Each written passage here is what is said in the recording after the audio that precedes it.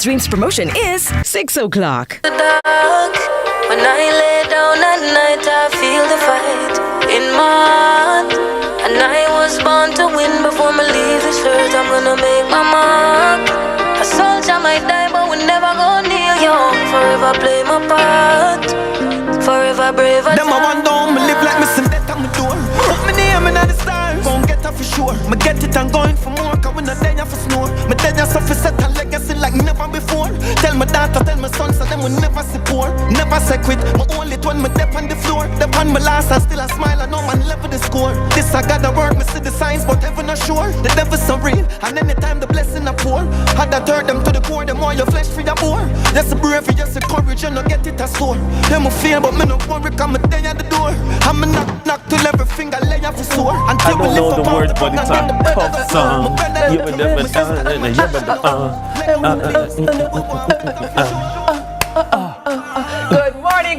Good morning, sunrisers. Morning. Let me just in advance very quickly apologize for Dennis and I going. Your signal is not broken. Yeah, it's so like when I sing. What? Say that again? That's what happens when people don't know the words to the song, but they know the melody. I have a joke to give you about that. So last night, I was at the Romain Virgo and Friends show. And there was a song there was a Richie Spice song that came, and all these years I didn't know. Earth Run Red, no. Me know it, man. Me know it. What you used to say, Dennis? Foolishness. But at the part where 10-year-old I looked them on a tea bread, oh my gosh, I filled in the space. Yeah, an epiphany. Finally, because it's thank you, Khadine, for 10-year-old I looked them on a tea bread. Yes. I did not know that. Yes. When I want a tea bread. 10-year-old and But last night, it was crystal clear. Oh gosh. Because someone opened your ears. Hold on, it's like I sing for make everybody know. I know the words. I know the words. Hey guys. It's me. I know the words. I know the words. It's me.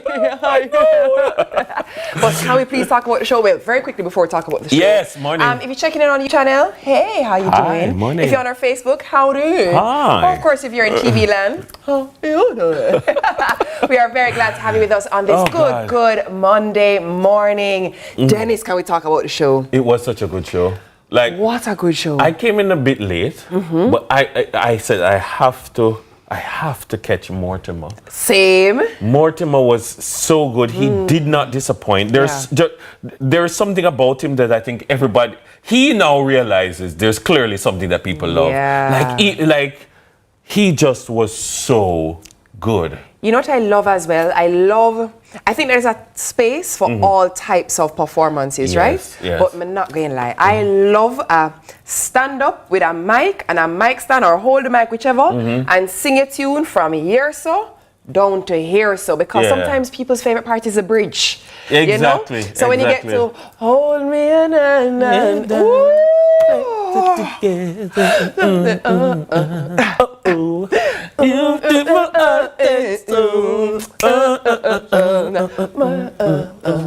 oh gosh, man. And him sing it too. He sang it. Sing it too. Na na na na na, you're my favorite. And the little background elements in the song. Fantastic. It was beautiful. Mortimer, anywhere there?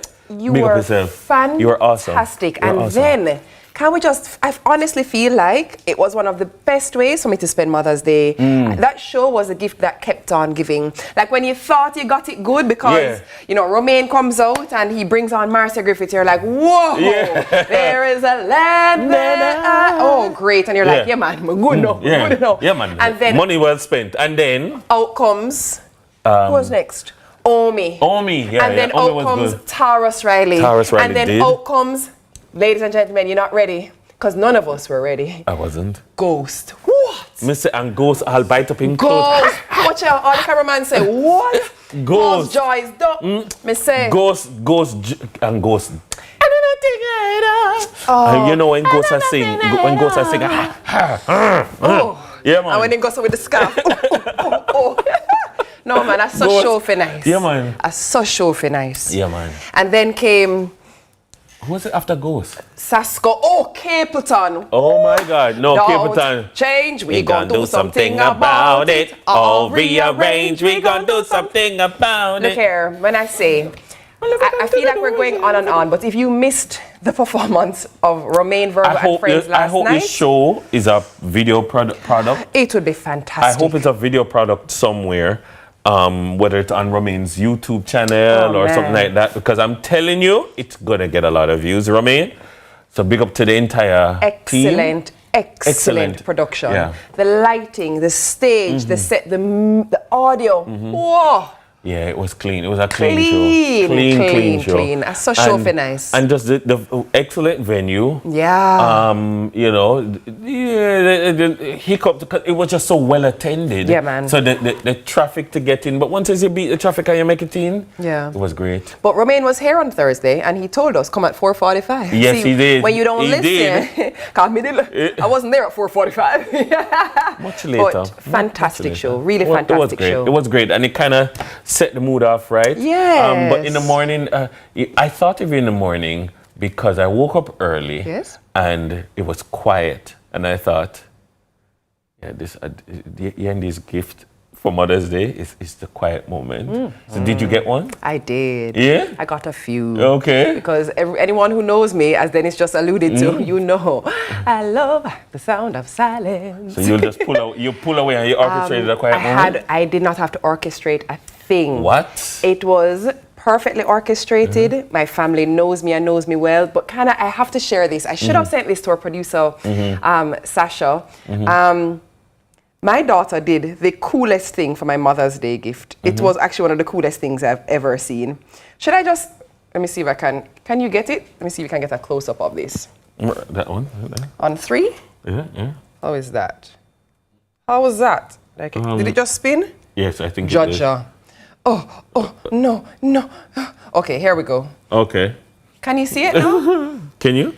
Yeah, get it right there. It says, to my sweet mommy, you see how it fills in with the DJ, there we go. Yeah. You are extra, and I know you were bound to be my mommy. I tell you what. I get you. I'm going to send it in because you guys have to see the close-up. It was the coolest thing. So she comes walking down the stairs in the morning and comes presenting this poster. And it's a whole phrase filled in with all these sweet treats. Hey, she said, the end of it says, I hope this makes you snicker. That is your child. She is mine. It was fantastic. I'm going to send it so you guys can see it. But it easily was, and I said it to her immediately, said, this is one of the best gifts I've ever got. Yeah. It was fantastic. Yeah. Jackson made breakfast. Lovely. He was insistent. As a matter of fact, he called his cousin Gino. Morning, Gino. He called his cousin Gino, the day before, Saturday evening, and he says, you need to make your mom breakfast. Because these are kind things that will make her happy. Bless I'm going to make her breakfast. In that same voice. So I said, what are you going to make your mom? Well, she likes peanut butter and apples. I love it. So you're going to make her peanut butter and apples. I'm going to make her toast. With peanut butter and apples. Best toast she ever had. And omelets. He said he wanted to make her omelets. I have a video of him. Oh, what kind of omelet did he make? In the end, we did ackee and saltfish, but he wanted to make fried plantain. I'm sorry, just for clarity. He made an omelette for me. Ackee and saltfish omelette? No, but have you ever had one? I have one. I have them all the time. Really? Ackee and saltfish. You can't. Ackee and saltfish omelette? That's actually how we started the show.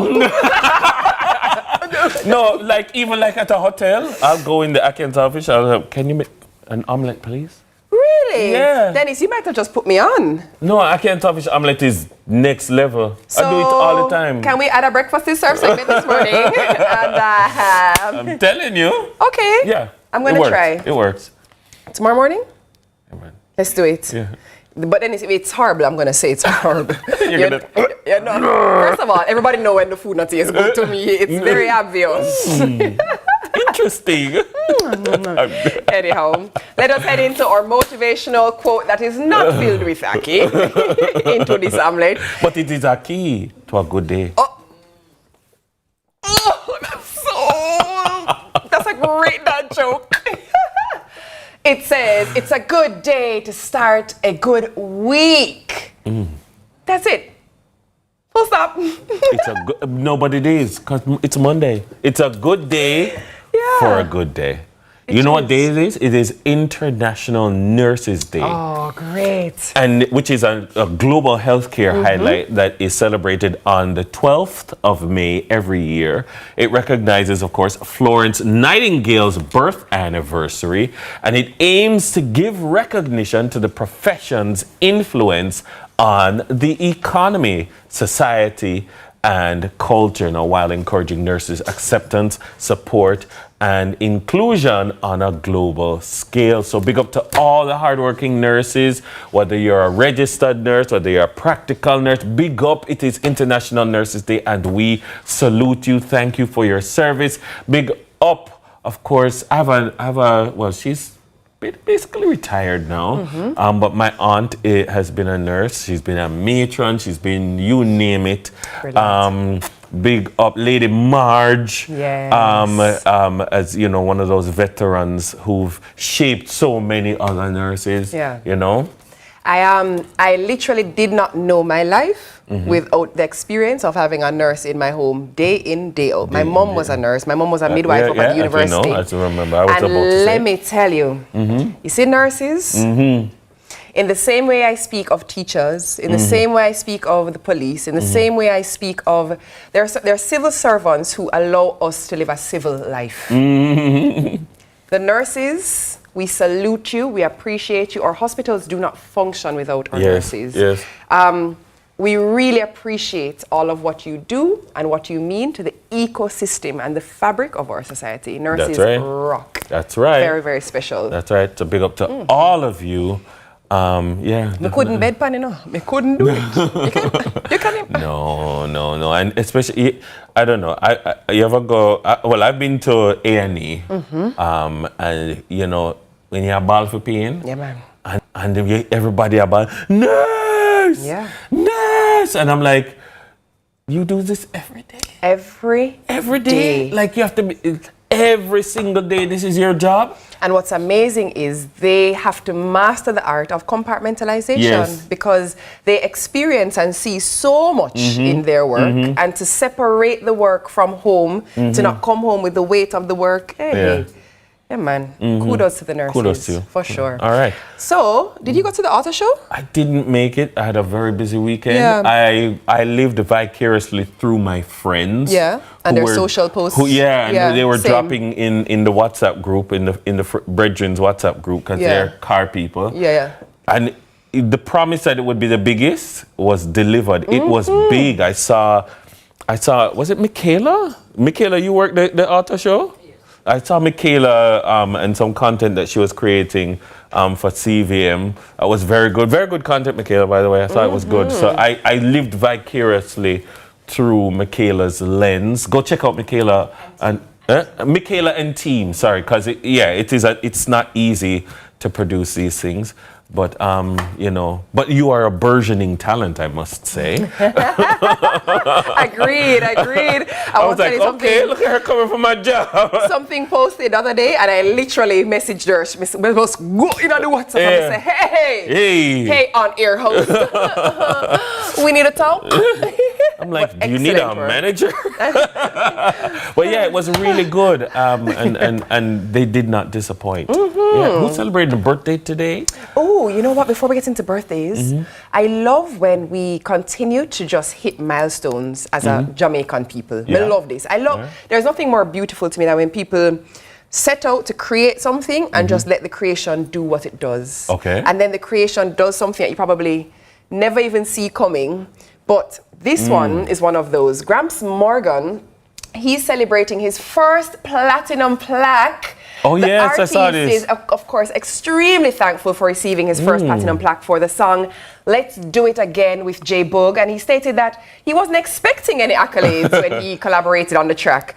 The song, produced by Don Corleone in 2011. You see when him do the work? 2011.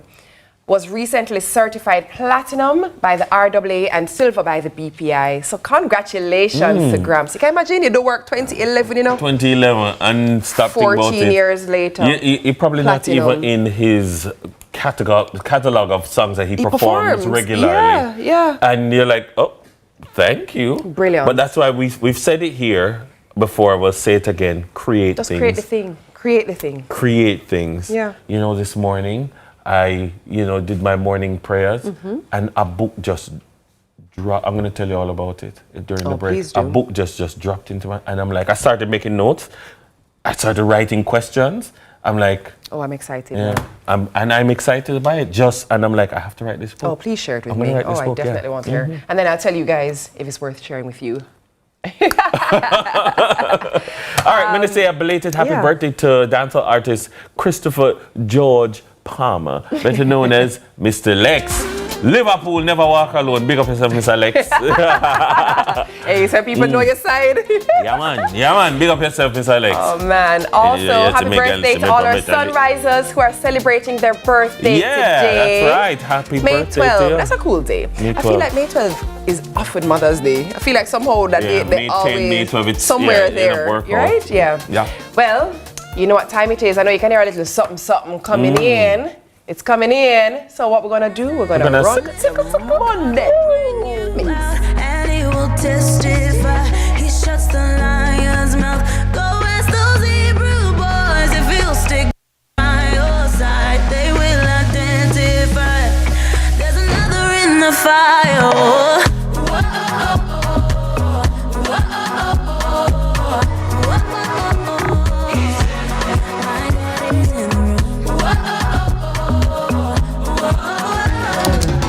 Love is all around her. You never let me go. You turn my life around her. You never let me go. I've been searching far and wide for love that could only be found so happy. You make my life so beautiful. See me shining now. See me glowing now. Yeah, I shine for the world to see.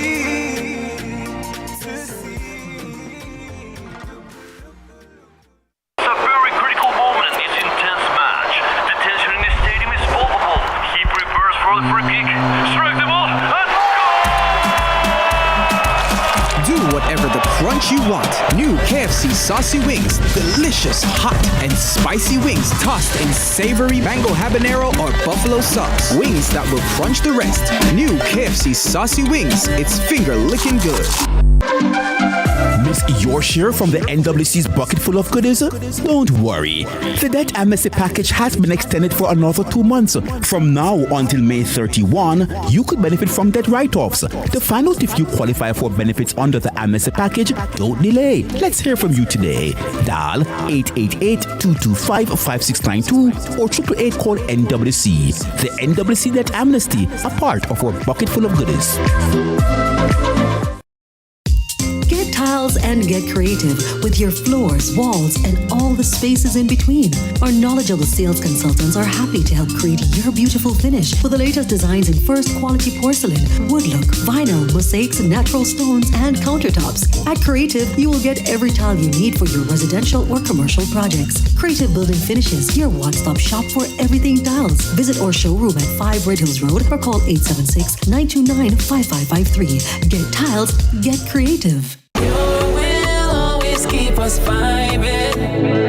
Jamaican quality for sure. First thing when I wake up, pour up my boxing rub. Pure water, me can't get enough. Feeling the love in the air. On the beach with my ginger beer. I'll do a low on cash. Still can't go buy one splash. Squash, load, catch up, road. Pure, have you ready for the road? Pure products, quality for sure. Hon, I've been thinking, what are we gonna do about our retirement? The children. The children. Yeah. The children.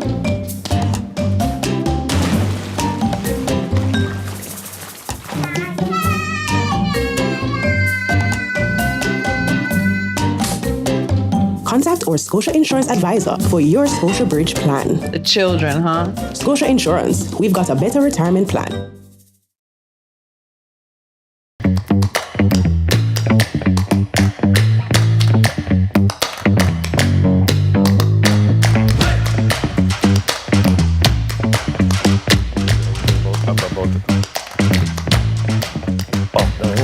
It's 20 minutes after 6 o'clock on this Monday morning here in Kingston. Good morning to you wherever you are. It is 24 degrees Celsius already and the sun is just rising. Last night at like 6:30 p.m. Summer is here. It was 25 degrees Celsius, and I'm thinking the sun is not up and it's 25 degrees Celsius. Summer is here. It's here. It's here. It's well and truly upon us. Spring not even done. The summer come. And the reason for the heat is Tony K. Dawkins. Good morning. I'll take it. You're gonna bring Although I don't think you should blame that heat on me because I'm sure it's not bringing a lot of joy around the place. And your heat my brings heat is different. light and joy. Really? What's happening? I like it. But you know, TK, you radiate all the good things. Look at me on this Monday morning. I love this for me. Good morning. Good morning. Happy Mother... Belated. Mother. Thank you. No, Belated happy Mother's Day. happy The birthday. greeting Happy is Mother's belated, Day. not the day. Belated happy Mother's Day. Just like belated happy birthday. Correct. You see, you learn something on Sunrise every day. All right. Let's do it. You ready? Let's go. Jumping into the headlines. So, headline one, government pursuing energy equity. The government of Jamaica is making a significant move towards energy equity with the community electrification project, as stated by Minister Darrell Vaz. This initiative, backed by a $1 billion investment, aims to connect over 20,000 households to the national electricity grid without any cost to the beneficiaries. The project aligns with the National Development Roadmap targeting universal energy access by 2030. The project's implementation will be managed by the Jamaica Social Investment Fund, JSIF, which will identify beneficiaries through electrification fairs and sensitization sessions. The funds will cover house wiring inspections by the government electrical regulator, GER, prepaid metering solutions, and a one-time credit of $4,000 for 6 months. Each home connection is estimated to cost around $160,000. Minister Vaz highlighted the introduction of a modern prepaid system in partnership with JSIF and JPS, designed to help people manage their energy use efficiently. And this system allows users to purchase electricity based on their budget, giving them complete control over their consumption. Now, the launch event included an electrification fair offering access to services from various government agencies and exploring training opportunities. All right. Well, I'm all for modernization of our energy sector. I think that energy efficiency is one thing that will bring significant gains in terms of economic growth and development.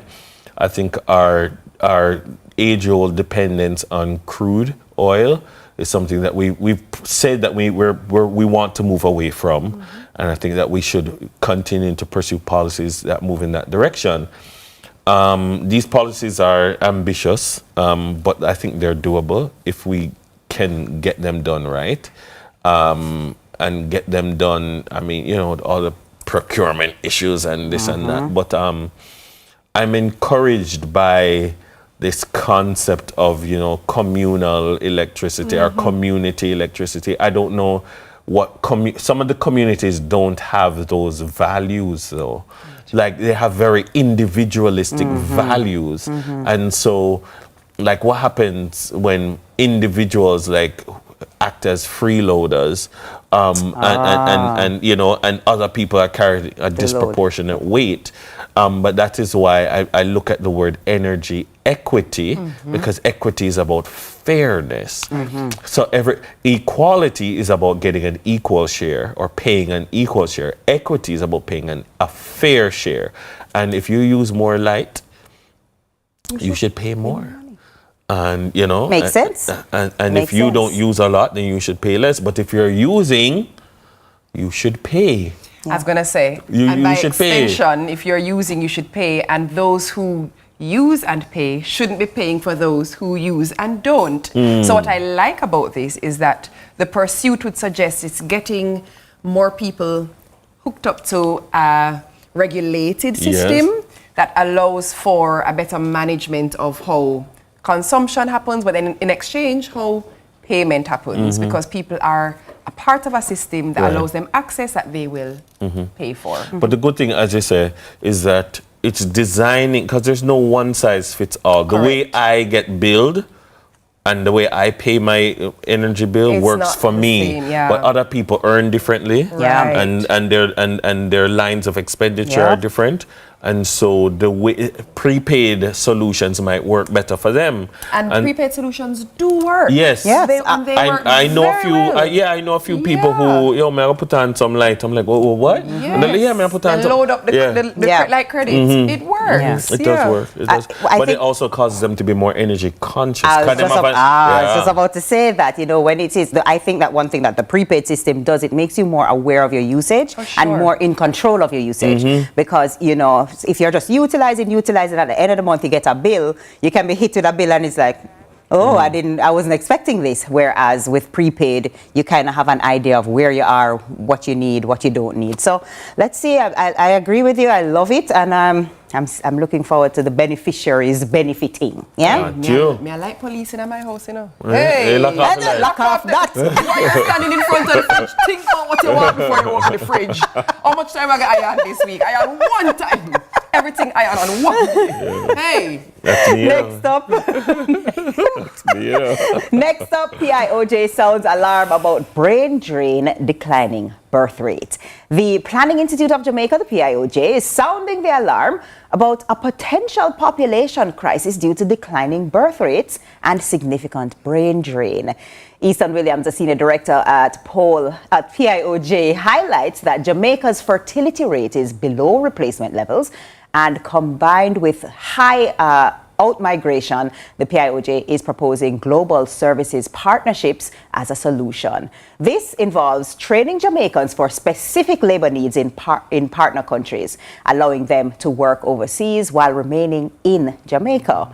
This approach aims to retain more nationals, stabilize the population, and potentially reduce crime rates by setting criteria for program eligibility. What's interesting about this is that it is not a Jamaica issue. No. The more you read, is the more you realize there is a global issue that is happening birth rate crises globally, right? And it begs the question, I saw someone in discussion the other day saying, even in the US, they're asking, well, what can the government offer me that would be incentive for me to want to have children? Because it's very expensive. Yeah. It really is expensive. However, my biggest question is it really going to be that detrimental going forward if we don't have as many children being born, or is the bigger issue reducing the amount of people who leave? A little bit of both. Because when you work out the demographic equation, it is what it is. The balance is what it is. It's funny because because of teaching, I've taught population and development since I was fresh out of university. And I remember, again, a girl picked me to teach. I remember every single year I used to ask the same question on the first day of teaching population studies. I would ask, ladies, how many children you want to have? And between 2001 and present, girls used to say 4. And then over time you'd say 3, and then over time you'd say 2, and then no, 1, if any. None. If any. And it is a phenomenon predominantly of countries that are developing. Right. As countries, there's a principle, as people become wealthier, they tend to have fewer children. So, you generally say wealthy people in society tend to have 1 or 2, maybe 3, but tend to have 1 or 2. More impoverished people, and we work out the reasons why. They tend to have 4, 5, 6, etc. And the same is true for rich countries. Rich countries tend to have lower fertility rates, and poor countries tend to have higher fertility rates. And so the question is, as Jamaica modernizes, as Jamaica develops, and average incomes rise, and people live a more urban industrial lifestyle, people are less interested in having children. Women are less interested in childbearing and more interested in pursuing other career opportunities. And even men are desire. Once upon a time was you want more of a whole football team. Yeah, you might want to have two. There's another statistic I saw recently as well, where for the first globally, there is a decline in the amount of teen mothers and an increase in women having children over 40. Yes. So, I don't think that is by chance that those two things are happening at the same time. You know what I also find interesting? Again, as a teacher, think about back in the day when you had the social studies and the CXC SBA. Everybody had something on teen pregnancy. Back in the day, everything was on, I want to do a study on teen pregnancy. Nobody's interested in because it's not a phenomenon that people are as interested in. Because even in Jamaica, teen pregnancy is on the decline. And as you said, pregnancy after 40 is on the rise. And that again is globally. Interesting times. Yeah, that's what I have for you this morning, though. I'll see you again at 7 on the news. Right, and I suppose the temperature will rise once again. That's it for your morning headlines. Coming up next is Money Master Class. It's brought to you by Guardian Life. Stay with us. Oh, you might need to take off your jacket.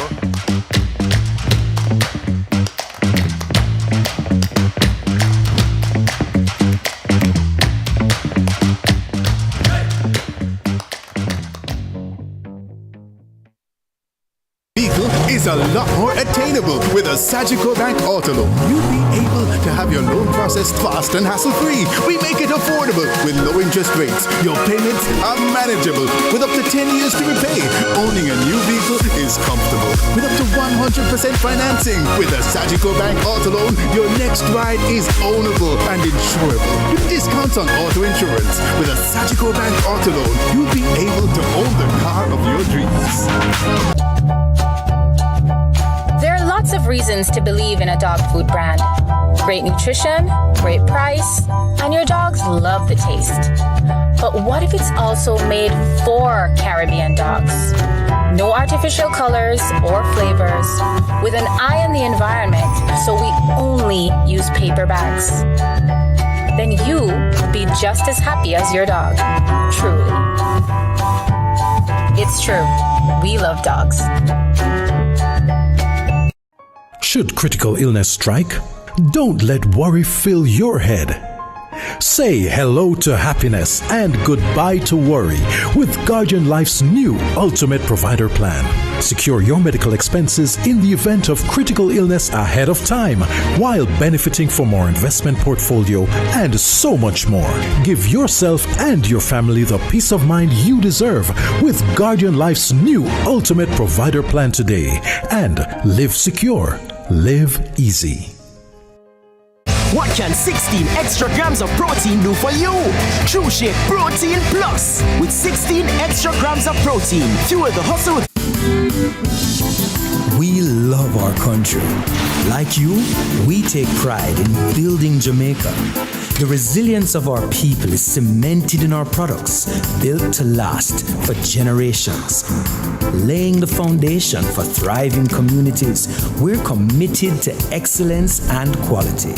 Quality products, quality relationships. We're all proud Jamaicans, working hard, doing good, building a sustainable future for all. That same unbeatable spirit runs through us. We are made of Jamaica.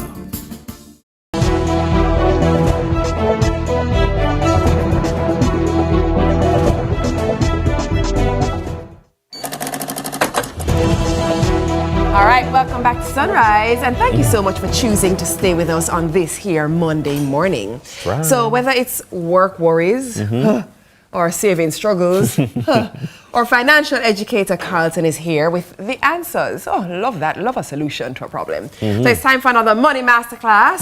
Currency Q&A brought to you by Guardian Life. Welcome, Carlton. Good morning. Good morning, people. How are you both doing? We're good. Fine. Wonderful. And did you enjoy your Mother's Day? I didn't see you last week, so happy belated Mother's Day. I hope you had a wonderful day. Thank you. I appreciate you, Carlton. Hope the same for your wife. Definitely, it was top tier, I know. How was it for your wife and mommy? It was great. It was great. They enjoyed it thoroughly. Nice. Awesome. I'm glad. I love that. So this morning we have a question which is going to lead us into this morning's topic, which is allowances for our children. I'm glad that we're all parents here this morning. And on the heel of Yendi's amazing episode last night, I said, nice and on point. So let's jump over to the question this morning, and then we'll jump into this morning's topic and our question from our viewers. Let's go. Hi Carlton, hey Sunrise. I'm thinking of introducing my 11 and 6-year-old to weekly allowances. And I need your advice. What age is best to start? How much do you think I should give weekly? Also, should I tie the allowance to chores or should I keep them separate? I'm trying to teach them good money habits without causing any confusion. Thank you for your help. Very good I love this question. I love it. It's a layered question. Exactly. You want to know what age to start, how much to give, should I tie it to chores, etc., etc. And it's so important because every family it's kind of different. And there's no prescribed age and amount, etc. But let's jump into it this morning. I want you to understand the purpose behind giving an allowance. It is to teach financial literacy. That's the purpose of an allowance and nothing else at this early stage because you don't have bills. The child is 6 or 7, they don't have any bills, no responsibility. So the purpose behind it is to teach financial literacy. I want you to understand that. I watched a program last night and a mother said to her daughter, when you started getting money, you got coins and you were so excited about the coins and the silver. I'm like, so there's no one way, irrespective of what we may think. Let's jump into the age appropriateness of when an allowance is due. All right.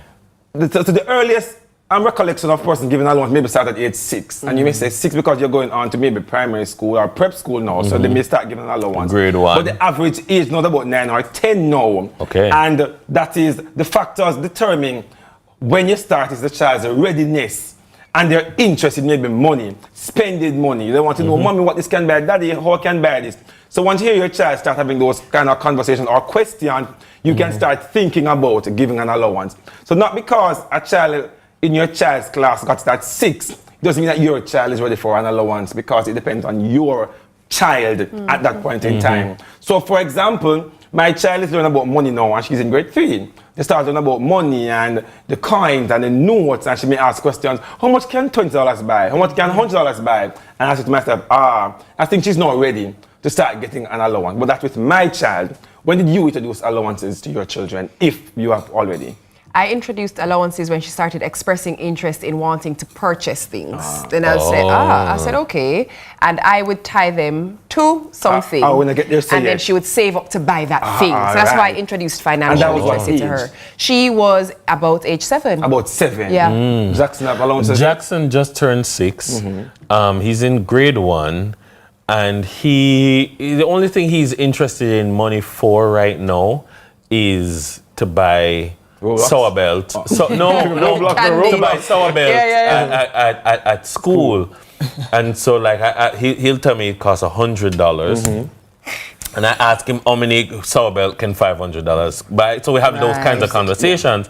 But like I test him, man. I give him $100 and I say keep it in your pocket. When you're ready to buy sour belt, go and buy it. And like at the end of the day, I ask him if he buy the sour belt. No. I said, where's $100? I don't know. So me just say, you're not ready. You're not ready. Exactly. But another parent's child may be ready at age 6. So another example. So my daughter attends a school now that you don't need to give them money, but you can top up an account at the wherever. But she brings lunch to school, so that is a just in case money. Just in case money. But I realize that when I go, sometimes you have lunch, you have snack, but the bill is going down. Like, how do I come now on the money? Because she go after school and she maybe take this and she take that. And she say, Icicle. I'm icicle. I know the style. I don't know. I know so the style. All right. I stopped that option. I'm going to start giving you the money now. Yeah. This, all right, you have $100 this week. How are you going to spend it? Because that's an indication to me. Maybe you don't start to value money yet. Right. Yeah. You need to start valuing money. So let's drop down to the amount. It is based on the parents' financial situation. Yeah. Correct. Then you mentioned $500 a while ago. I'll give Jackson $100. Me make it $100. Yeah. You may give the coins. I give coins. Coins. I remember from the interview last time, you give coins. I am that parent. So there's no set amount. So it's based on your financial situation. Also on the child's individual needs. Yeah. So your child may be after school for 5 hours, while some of the child may be at school for an hour. Or your child may want to buy, based on, things that sour what? Sour bells. Sour bells. More roadblock. So it depends on the need. Also, the allowance comes from the family budget. So there's no free money anywhere lying around. Right. It comes from the wants category. So after you pay your needs and your saving investment, and the parents have their wants money, your allowance comes from the wants money. If there's no wants, womp, womp, womp, I'm so sorry. There is no allowance at this point in time. So in other words, don't create a new line item in the budget called allowance. No. It must come out of... What you have already here, what have you want? It's not from savings, because the family saving must be done, investment must be done. You can get pitney allowance and you can't pay the light bill. That's not working out. All right? Wonderful. Point to consider. You want to encourage earning opportunities. So you may want to tie to chores. Some person may tie to chores. These are not the basic chores. You're not pay if you wash the plate. You're supposed to be helping with those things. But you may have advanced things like wash the car. If you want to wash the car, for example, it's not your job to wash your car. Correct. Or sometimes I may say I have rugs, or you may want to sell the older child son. Go wash the rugs for me, or to vacuum them, or something of the nature which is not within the regular house chore that you want to tie it to. I've also seen the concept is tied to maybe reading financial literacy books. So you want to teach your child about money. You say, if you read a book this month, for every book that you read, I'll give you $100. I'll give you $1,000. So you're tying it to different things to build a different mindset. So I know a lot of entrepreneurs, they say, I don't want my child to be an employee at 9 to 5. So I'll tie it to, if you start a business this summer, I'll give you extra allowance. So whatever you're trying to teach your child, you can tie the allowance to that actual concept. Right. So you can do that. You want to also teach budgeting. So when they do get the allowance, it's not free money. So what are you going to do with it? How much sour?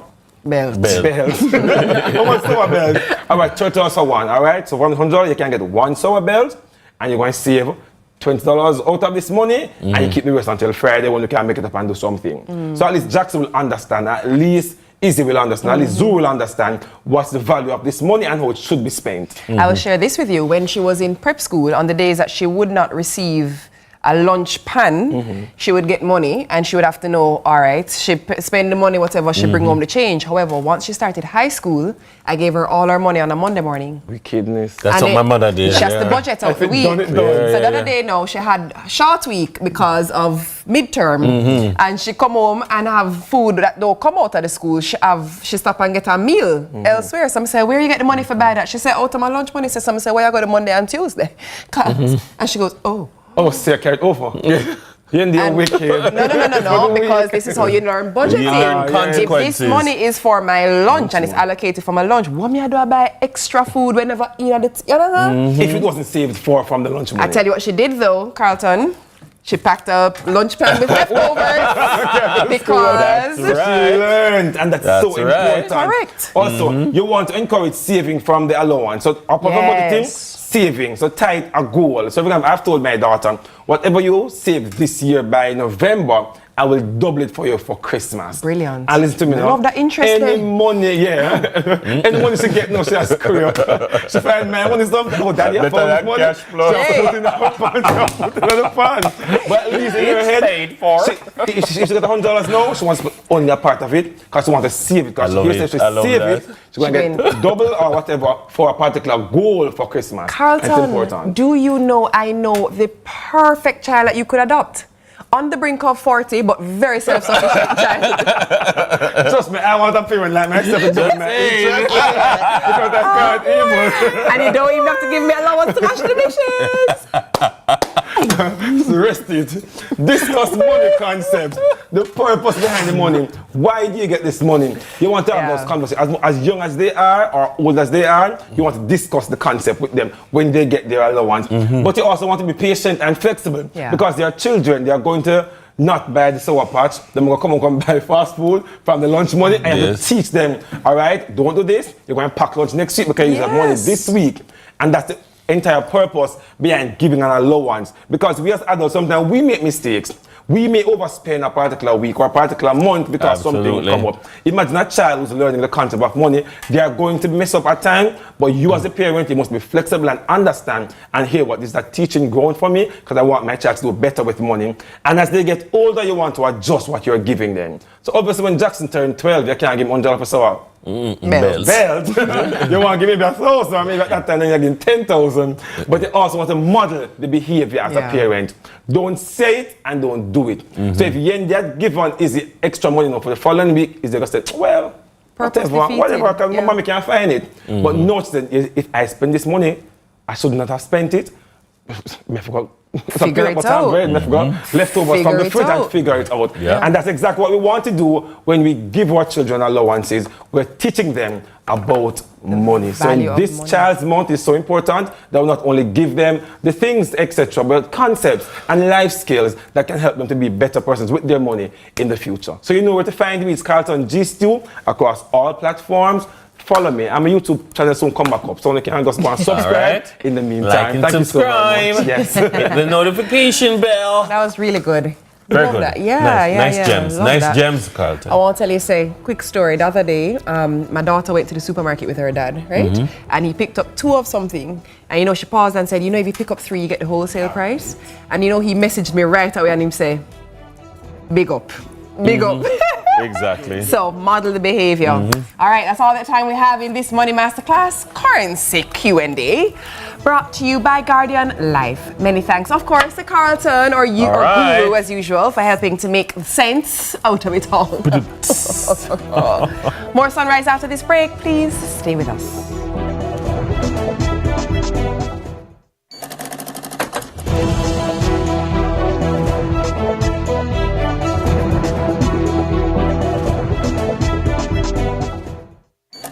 Should critical illness strike, don't let worry fill your head. Say hello to happiness and goodbye to worry with Guardian Life's new Ultimate Provider Plan. Secure your medical expenses in the event of critical illness ahead of time while benefiting from more investment portfolio and so much more. Give yourself and your family the peace of mind you deserve with Guardian Life's new Ultimate Provider Plan today and live secure. Live easy. What do these people know that you don't know? They understand how listing on the Jamaica Stock Exchange can improve the profitability of their company. They know the potential for increasing the company's capital, the governance requirements, the tax responsibilities, the ownership implications, and the procedures for listing. They have the knowledge to make an informed decision on whether or not to go public. Knowledge is power. If you don't know, you can't act. Begin a conversation with the Jamaica Stock Exchange to gain the information you need to make a decision. I'm Stafford Burrows. I'm Marilyn Burrows. My name is Hugh Graham. I'm John Mafood. My name is Derek Cottrell, and we are listed on the Jamaica Junior Stock Exchange. Give us a call today at 876-967-3271 to begin your transformation through conversation. We want to see your company listed on the Jamaica Stock Exchange. What's up, racing fans? Tune into CVM to see all of the live action from Rally X.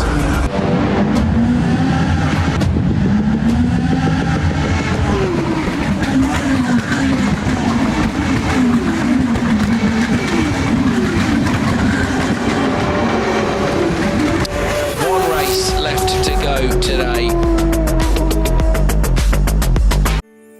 In a world where innovation meets tradition, agriculture is evolving like never before. From the latest sustainable farming technologies to age-old practices passed down through generation, agriculture is precious to me. I love the animals. I don't mind getting my hands dirty. I love working. Join us right here on CVM TV every Sunday during news at 7 as we explore the people, the science, and the breakthroughs that are shaping the way we grow, eat, and live. You don't want to miss it. This is Farming Forward.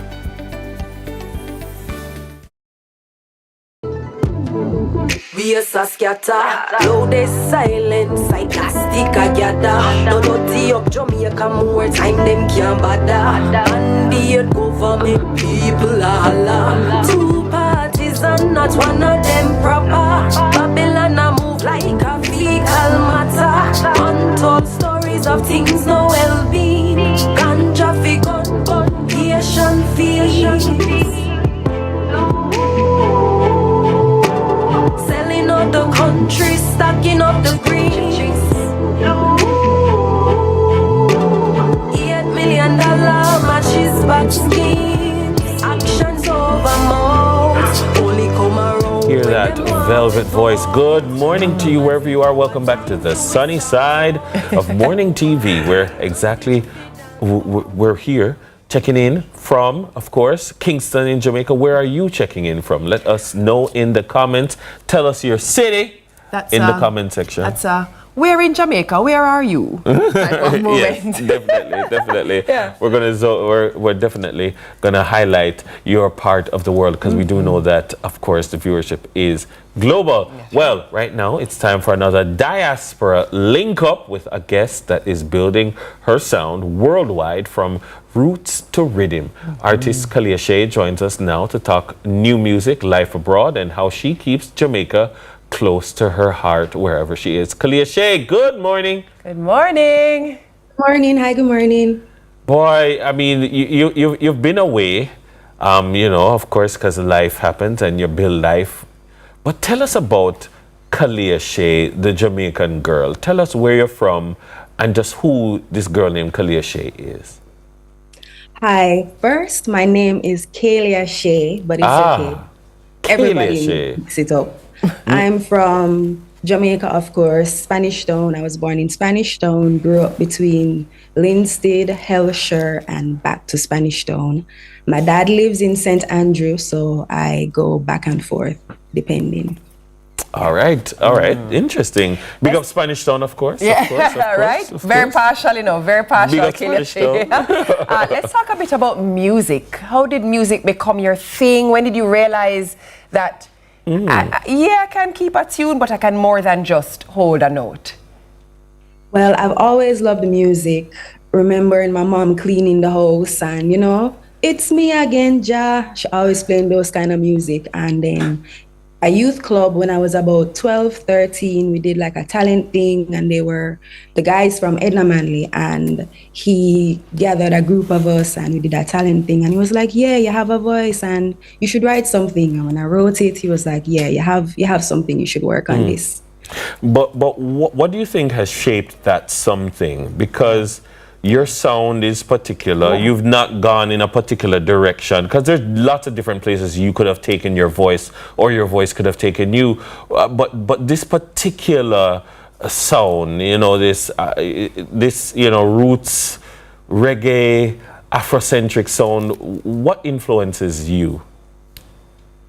I love reggae and I love dancehall, but I know I'm not quite a dancehall dash it out girl, and I'm not like a roots girl, but I like both, so I just mix them. And my mom is very rootsy, so I think that's where I get that from, and just being in love with the levity of Rastafari community. But I know I'm not a full-on Rasta, as they would say. I don't not identify as a Rasta or like a Christian. I'm just in my own section right there. So that's why I do the music I do. Speaking of the music you do, you've put together an EP. Can we please talk about it? Let's talk about, the vibe of the EP, the tracks on the EP. Walk me through the whole creation process.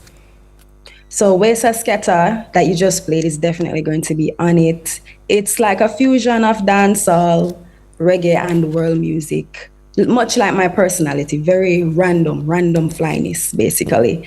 And it's going to have production from Paris Dennis on it, Louis Planter, hopefully Rory Stone Love, but I might save that project for something else. I'm just not 100% sure yet. But vibes, beer vibes, it's going to be nice. I'm excited. Indeed, indeed.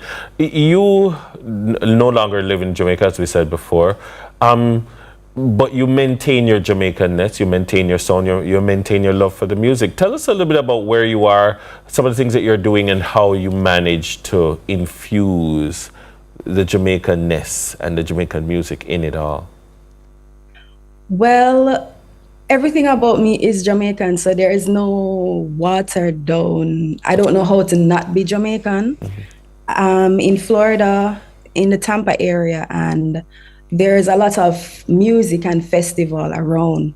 So whenever I get the chance, I try to go to every little live session or reggae music session they have, or festivals. But it's not as great as in Jamaica, but it's better than nothing. And Protege comes here a lot. Protege, Jesse Royal, Buju came here the other day. So it's not too bad. It's not too bad. You know what? We're looking at some images here going across the screen, and it surely is not too bad. We see a nice plate of food while I go Kelia Shea. We're seeing images as well of your wedding. Tell us what happens next immediately for Kelia Shea. Well, I'm looking forward to putting out a project that it's a juggling rhythm. Quite a few people are going to be on it. I'm very excited about the song, and I can't tell you too much, but yeah, I'm very excited about that. You live in Tampa. Of course, the segment is called Diaspora Link Up. You live in Tampa, so there's a strong Jamaican community in Florida, in Tampa as well. But like, what are the quintessential Jamaican things that you insist on doing, even though you live in the US? Well, I'm always gardening. I'm always outdoors, riding, hiking. Whenever I miss home, I cook some ackee, I cook some callaloo. I have callaloo growing outside, scotch bonnet pepper growing outside, cane, name it, mango, everything nice. So I'm not home, but I try to keep home with me. I love it. I love it. Brilliant That's how they do it in the stuff. diaspora. That's you know? right. That's right. Well, we're excited to see what's coming out. For people who are now clued in and they're like, wait a minute, let me stay with her, let me follow her so I can be aware of when the music drops. Where do they follow you and find you? You can find me on all the social websites: TikTok, Instagram, YouTube, Twitter, Facebook. Yeah. Kelia Shea. At Kelia Shea. At Kelia Shea. All right. Sounds great. That was for TikTok. Kelia Shea S for TikTok. Yeah. Kelia what? Kelia Shea S. With an S. Kelia Shays. All right. I made a TikTok before and I messed it up, so I had to make a new one. All right, no problem. I hear that. Completely understand. By the way, maybe I have to add a one letter on the edge of mine too, because of the same thing. Stressing these streets. Girl, I see you. I feel you. Yeah. All right, that was Kelia Shea, artist and creative force, bringing some song to sunrise. TK is coming up next with your morning news, so please do not touch that dial.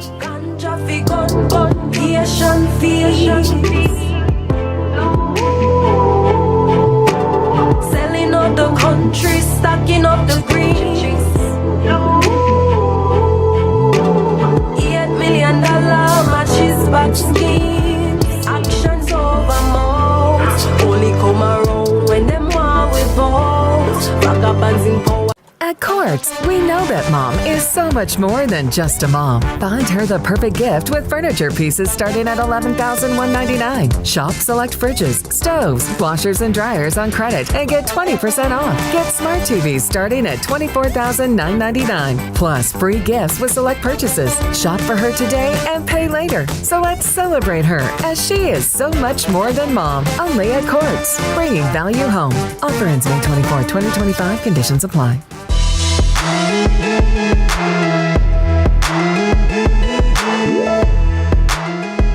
Oh yeah, I think I remember when mom took me to get my vaccine. She said that if I didn't get it, I couldn't go to school because if I had a disease, I might give it to other people.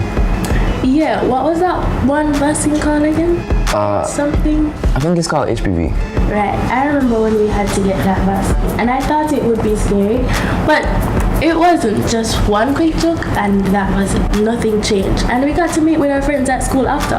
Yeah, and for me, honestly, it was just this really cool mark I left on my arm. Routine childhood vaccines are required for all children living in Jamaica, and that is to prevent themselves and the rest of the population from vaccine-preventable diseases. Ensure that your child gets immunized.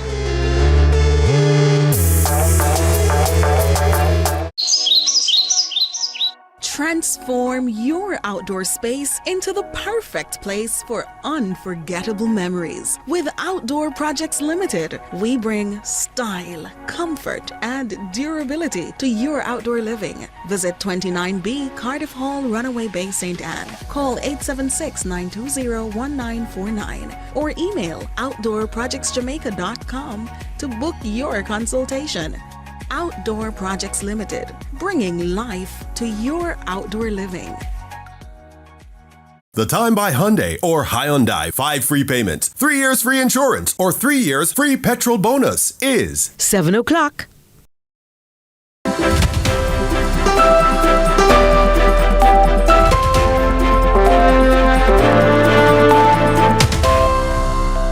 Welcome to Morning News. I'm TK Dawkins. A 48-hour curfew imposed in sections of the Kingston Eastern Police Division has been extended. The extension will see the curfew continuing from 6 p.m. on Sunday, May 11 until 6 p.m. on Tuesday, May 13. The boundaries of the curfew are as follows. North along an imaginary line from the mountain ridge from Mountain View Primary School to Cane River Falls. East along an imaginary line from Cane River Falls to the bridge at 10 Miles Bull Bay in St. Andrew. South along the coastline from the bridge at 10 Miles Bull Bay in St. Andrew to Flag Circle. And west along South Camp Road from Flag Circle to Vineyard Road onto an imaginary line to Mountain View Primary School. During the hours of the curfew, all persons within its boundaries are required to remain within their premises unless otherwise authorized by the Ground Commando. Gender Minister and St. Catherine Central Member of Parliament Olivia Grange is urging locals not to exact revenge in the murder of a 9-year-old girl in her constituency at the weekend, noting justice is being pursued. Minister Grange condemns the horrific act and reminds Jamaicans a $2 million reward is being offered to anyone with information to bring those responsible to justice. As Nika Lewis reports, she's not the only politician denouncing the act. A tragedy that will forever overshadow the joys of Mother's Day when a 9-year-old child was not only sexually assaulted but killed, leaving loved ones ripe with grief. The police have been seeking a person of interest with alacrity. Spanish Town CIB investigating the gruesome murder of Kelsey Cassidy Ferrigan, a 9-year-old student of St. John's Primary, which occurred on Friday, May 9, 2025, between the hours of 1 p.m. and 8 p.m. at number 50C, Job Lane, Spanish Town, St. Catherine. We are seeking the assistance of the public to locate one Giovanni Ellis, who is called Cooleyman, who we think can assist us in the investigation at this time.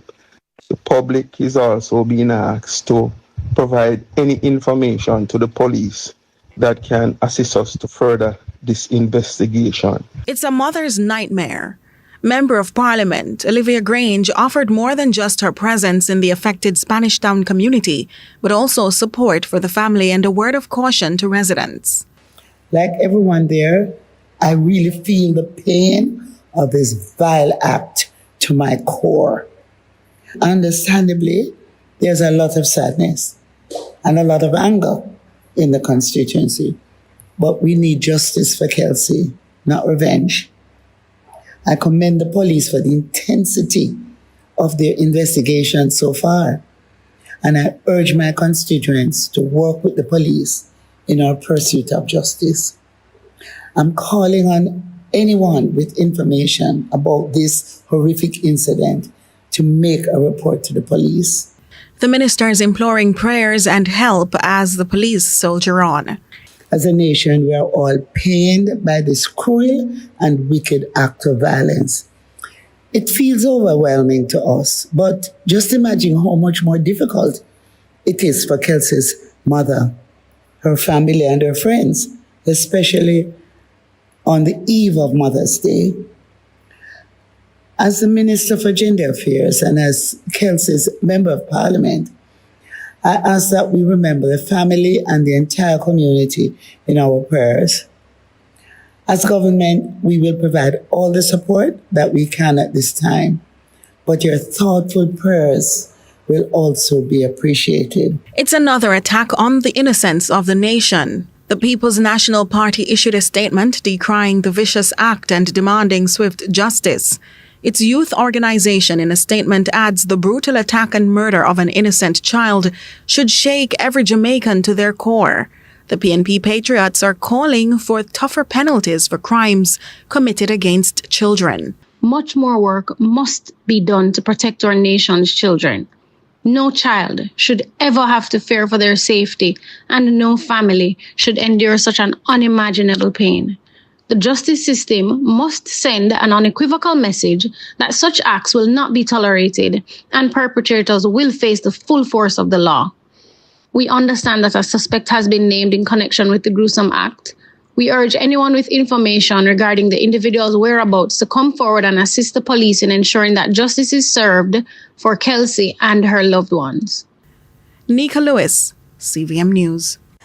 And in sports, Jamaica's star-studded team of Natasha Morrison, Shelly-Ann Fraser-Price, Tina Clayton and Sharika Jackson ended third in the women's 4x100 meters on Sunday's second and final day of the World Relays in Guangzhou, China.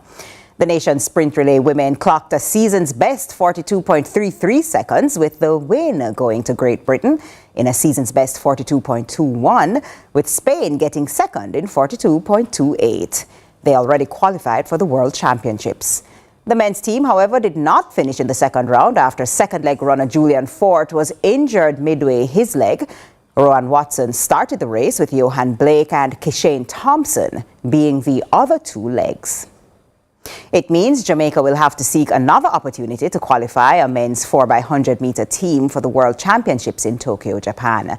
The men's 4x4 team, which missed the Olympics last year, qualified for World this year after ending third in their second round. Rasheen McDonald, Demar Francis, Zandrian Barnes and Therese Roden ended third in 3 minutes, 2 seconds. Earlier, the mixed 4x1 relay team of Serena Cole, Crystal Slowly, Javari Thomas and Brian Lavelle got the silver in 40.44 behind Canada, who clocked 40.3. The mixed 4x4 team clocked 3 minutes, 14.42 seconds, a season's best, for fourth in the round 2 final. And Spain won in 3 minutes, 12.55 seconds. They missed out on automatic qualifying for Worlds. And that's it for Morning News. Join us again at noon for more from our news and sports desk. I'm TK Dawkins. Sunrise continues after this.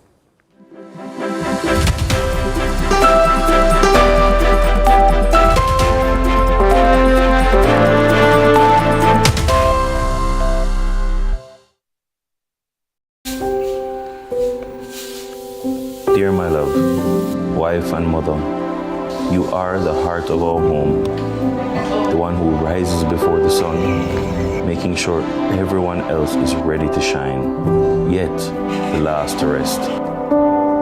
Between the drop-offs, pickups, fuss, lessons and hugs, you somehow carry it all. And still, you smile.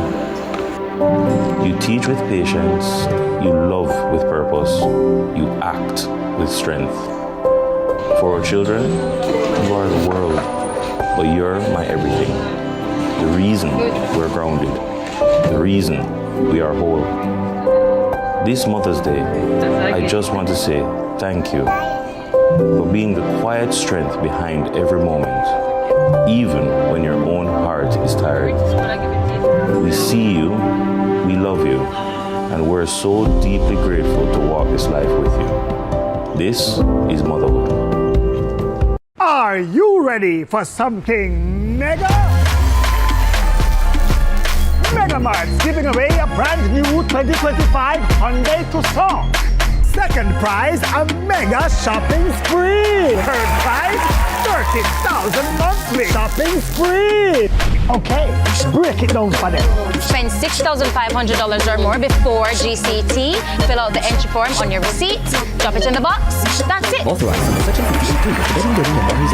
If you truly don't have faith in me, then I promise you it's over. I'm going to put an end to this nonsense once and for all. I will not rest until that girl is dead. I'm still going to kill her tonight, no matter what. Here is your court notice. Who's the letter from? Sagar just sent me a notice to get Krishna's custody. Ganga. Brought to you by Hyundai or Hyundai.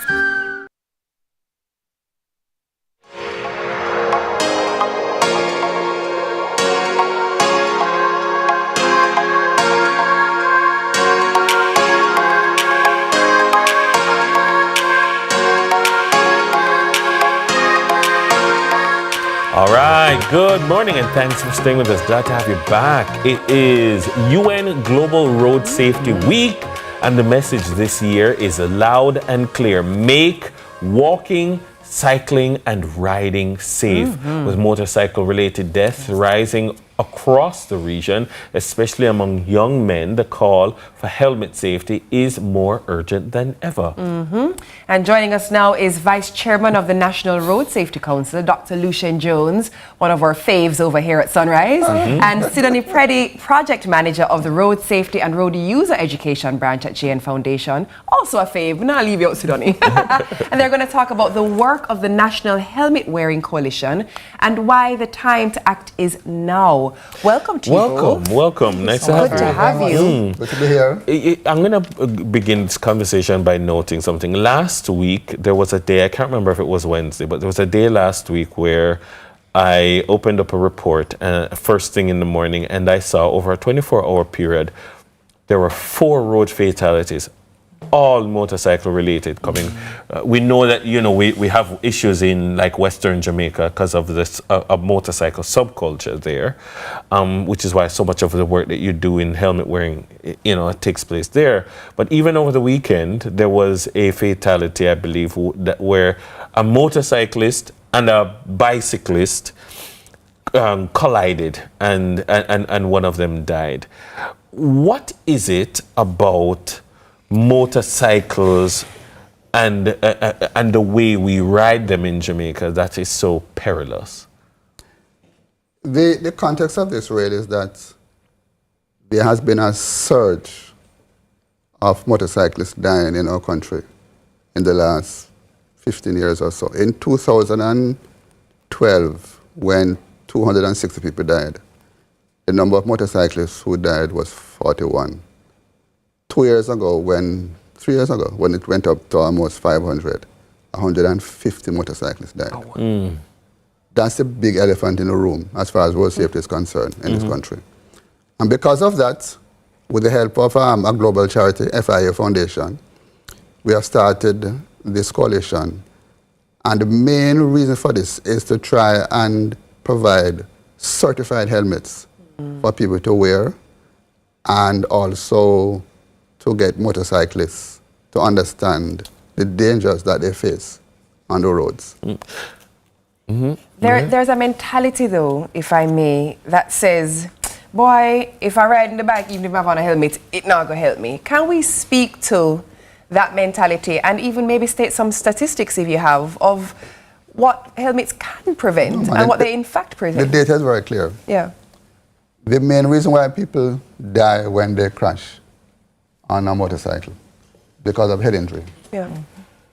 You can reduce the death by head injury by 74% by wearing a helmet. Big numbers. That's huge, yeah. Huge numbers. And you can reduce the number of people who are being injured and costing the government a whole lot of money when they go to hospital, affecting your livelihood because you can't work if you break your leg, by about 47%. So every Jamaican male would jump on a motorcycle, along with the passenger pillion.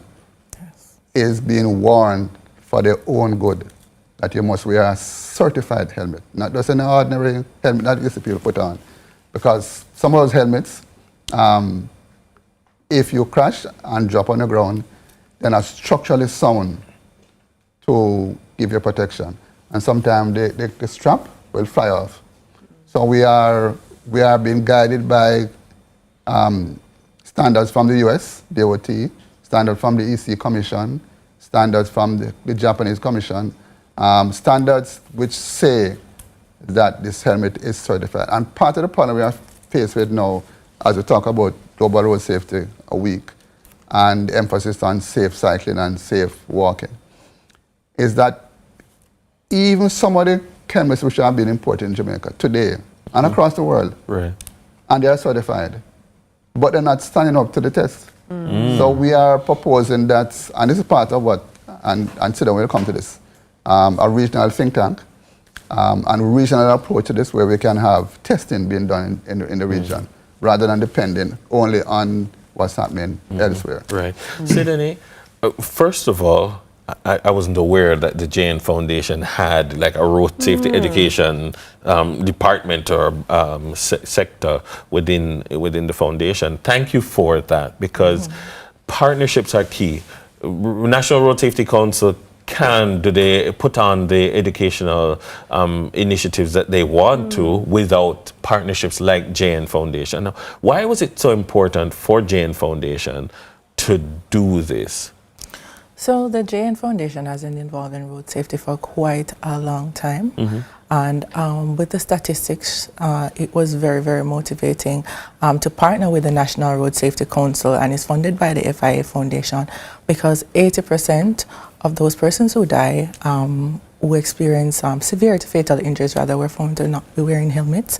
These are our young men aged 19 to 29 years old, and this is taking up 30% of those who are actually dying. So we need to actually act now to preserve the future of our young men, and the JN Foundation saw it fit to be a part of that. So then, what then would be the educational or objectives of, you know, when you sit and you plan the year, for instance, this year we want to focus on passing on this kind of information or changing this type of behavior. What are the behavior change objectives and the learning objectives that you are identifying?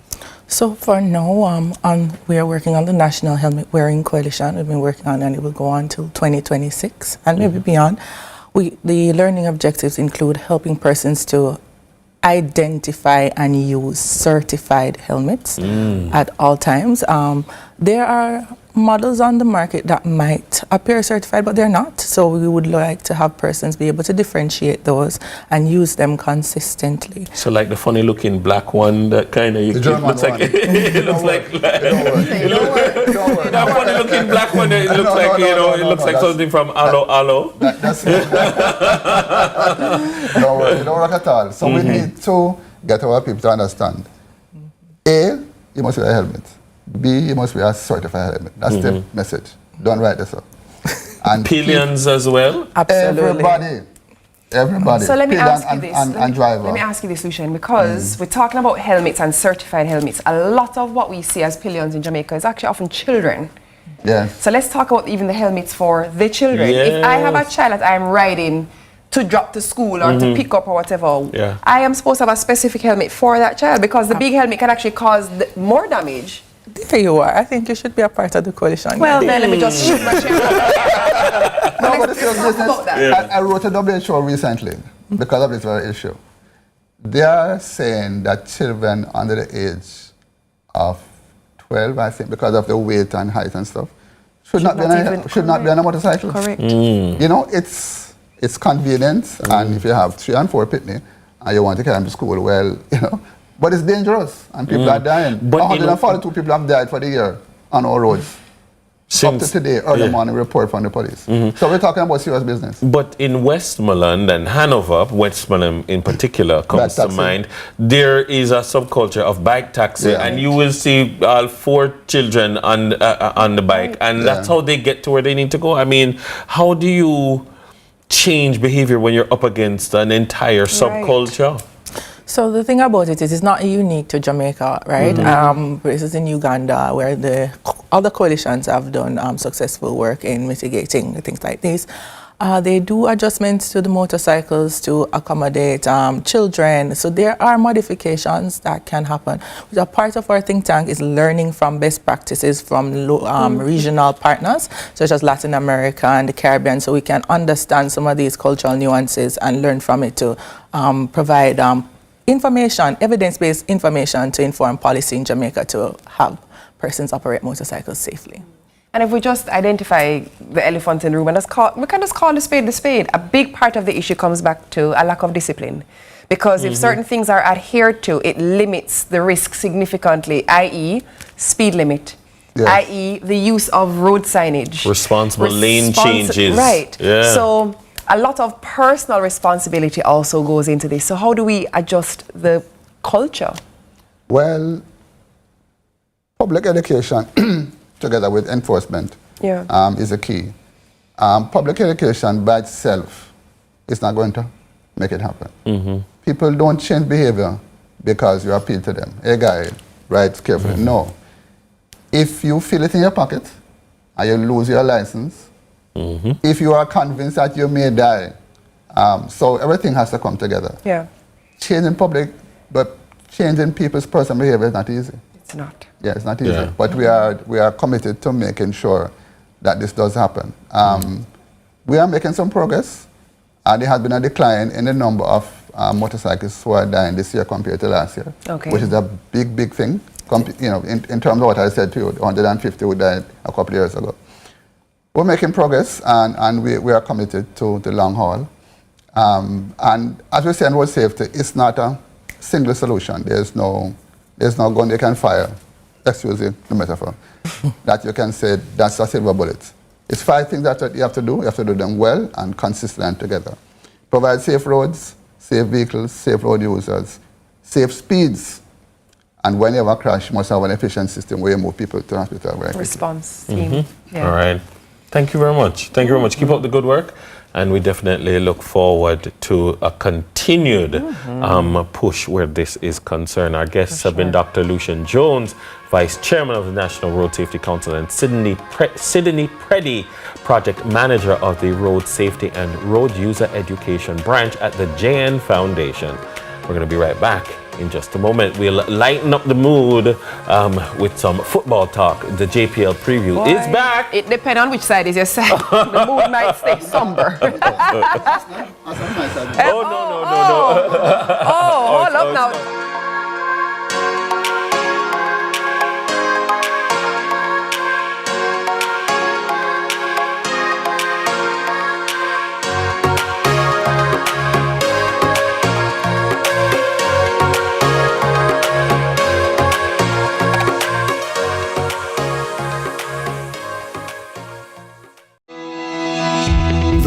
Is here with Infinity Cooperative Credit Union Jamaica Limited. Educom and Gateway have joined forces to bring you more convenience, innovation, and opportunities to achieve your dreams. Enjoy excellent service and seamless financial solutions, all designed for your lifestyle. Whether it's loans, savings, or insurance, we're here to make your financial journey effortless. Infinity Cooperative Credit Union Jamaica Limited, where possibilities are endless. In need of a loan? AIM Financial is the place to go. We have loans from $20,000 to $3.3 million.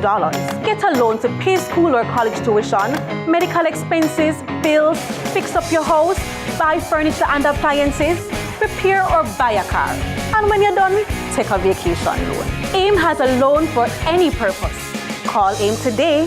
You won't find a better deal elsewhere. Guaranteed. The doctors and nurses here at Bustamante Hospital took care of me.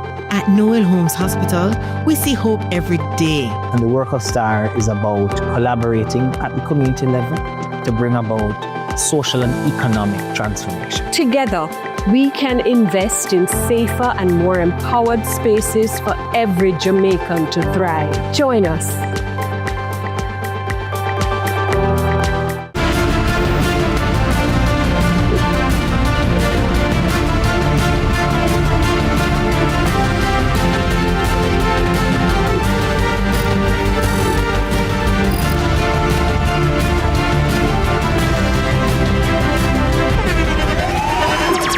The internationally acclaimed On Stage with Winfred Williams. At a new time, Saturdays at 8 p.m. on CVM TV. So much more than entertainment. Celebrating one. Me for this, the first lead story here on CVM TV. 1 year of bold reporting. And of course, we look at solutions. But the fact is, 1 year of fearless investigations. It's a very important argument and it's a very important issue. 1 year of asking the tough when questions. 16 is not enough. Is 13 enough? Lead Story with George Davis is celebrating 1 year of delivering the truth day after day. And we are just getting started. Let's start the show.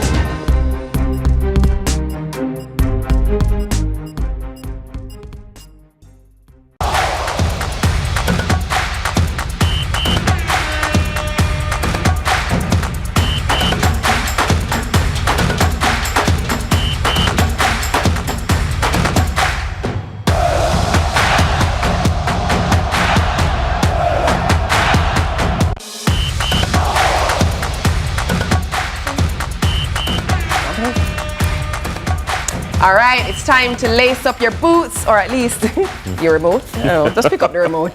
CVM TV's Monday Match Night is back, returning this evening with the playoff action from the Jamaica Premier League. Tivoli Gardens takes on Montego Bay United in the second leg of their quarterfinal. Obviously, there is a quarterfinal tie that happened with both teams hunting for the nation's ultimate footballing glory. Kickoff is at 9 p.m. and live and exclusive free-to-air coverage can only be seen right here on CVM TV. Now, Nathan Curtis, our resident football analyst, and sometimes him think him is a number 9, he joins us to share what to expect from tonight's match. Hey, Nathan, you're laughing, you know? Corner league counts. Come on, corner league counts. Number 8. That creative midfielder in the center of the pitch.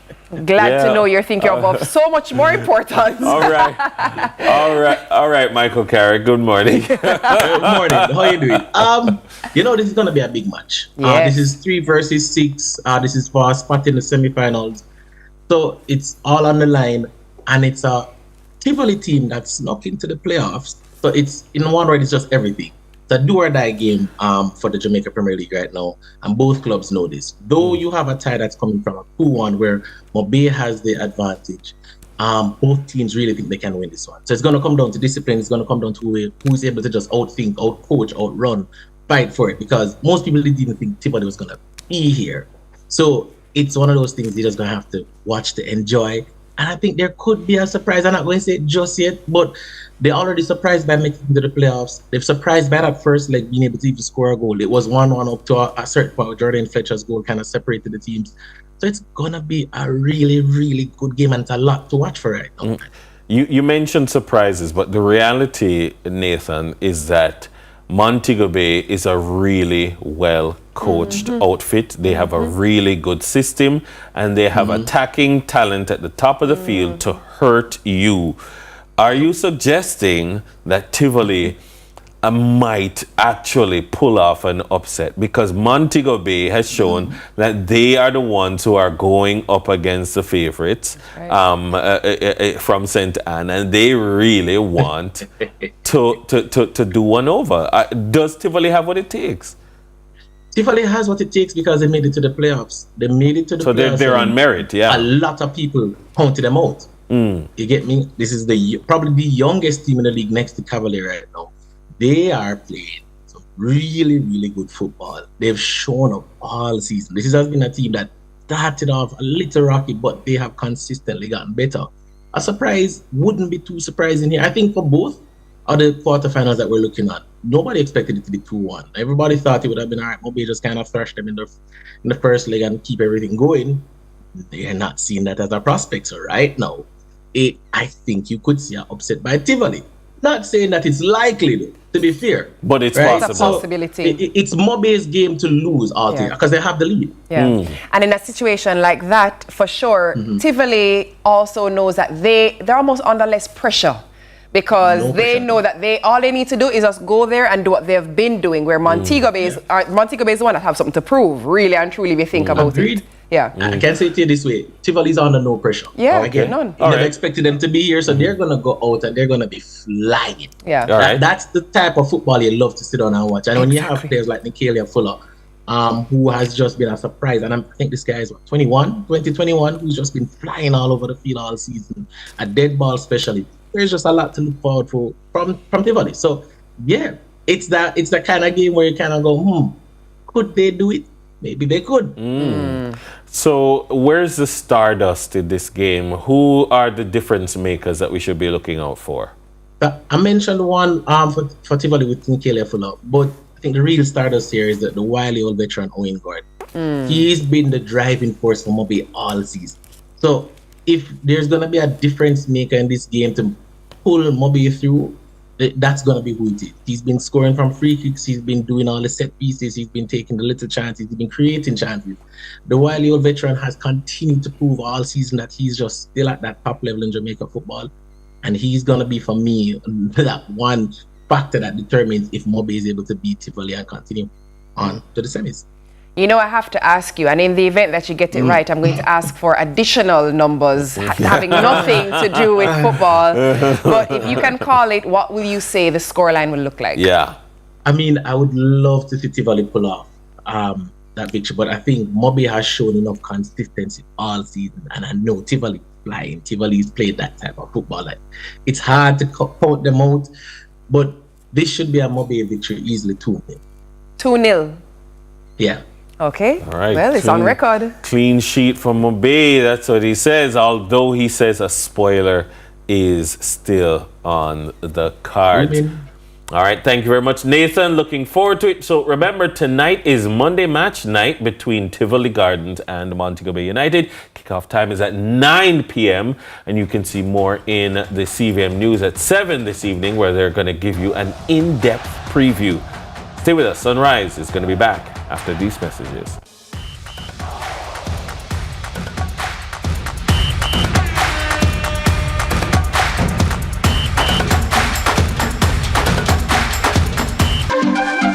Miss your share from the NWC's bucket full of goodies? Don't worry. The Debt Amnesty Package has been extended for another 2 months. From now until May 31, you could benefit from debt write-offs. To find out if you qualify for benefits under the Amnesty Package, don't delay. Let's hear from you today. Dial 888-225-5692 or 888 call NWC. The NWC Debt Amnesty, a part of our bucket full of goodies. What can 16 extra grams of protein do for you? True Shape Protein Plus. With 16 extra grams of protein, fuel the hustle. Every day starts with care. Care that's always close. Supermed Family of Pharmacies is where you go for everything you need. From your morning routine to life's biggest moments, Supermed Family of Pharmacies is always by your side. Whether it's prescriptions or household essentials, trust the care that's close to home. Super happy, super healthy, Supermed. Let's delve deep into the issues. We'll take you beneath the surface. Greetings and salutations. My name is Orville Higgins, and it's another edition of Fan Central. Talking to the people at the heart of the top sporting stories. Hear from your favorite sportsmen and women and the administrators who work tirelessly to make it all happen. It's live sports talk. I've written an entire article. Yeah.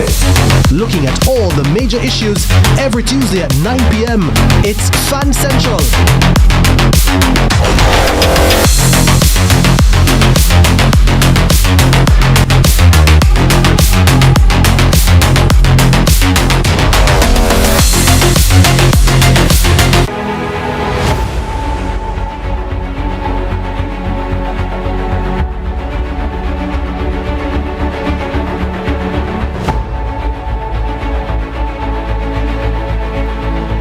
All right, it's time for another Law and Order JA, and the question that was sent in today reads, "Hi, I would like to remain anonymous." Hide my ID.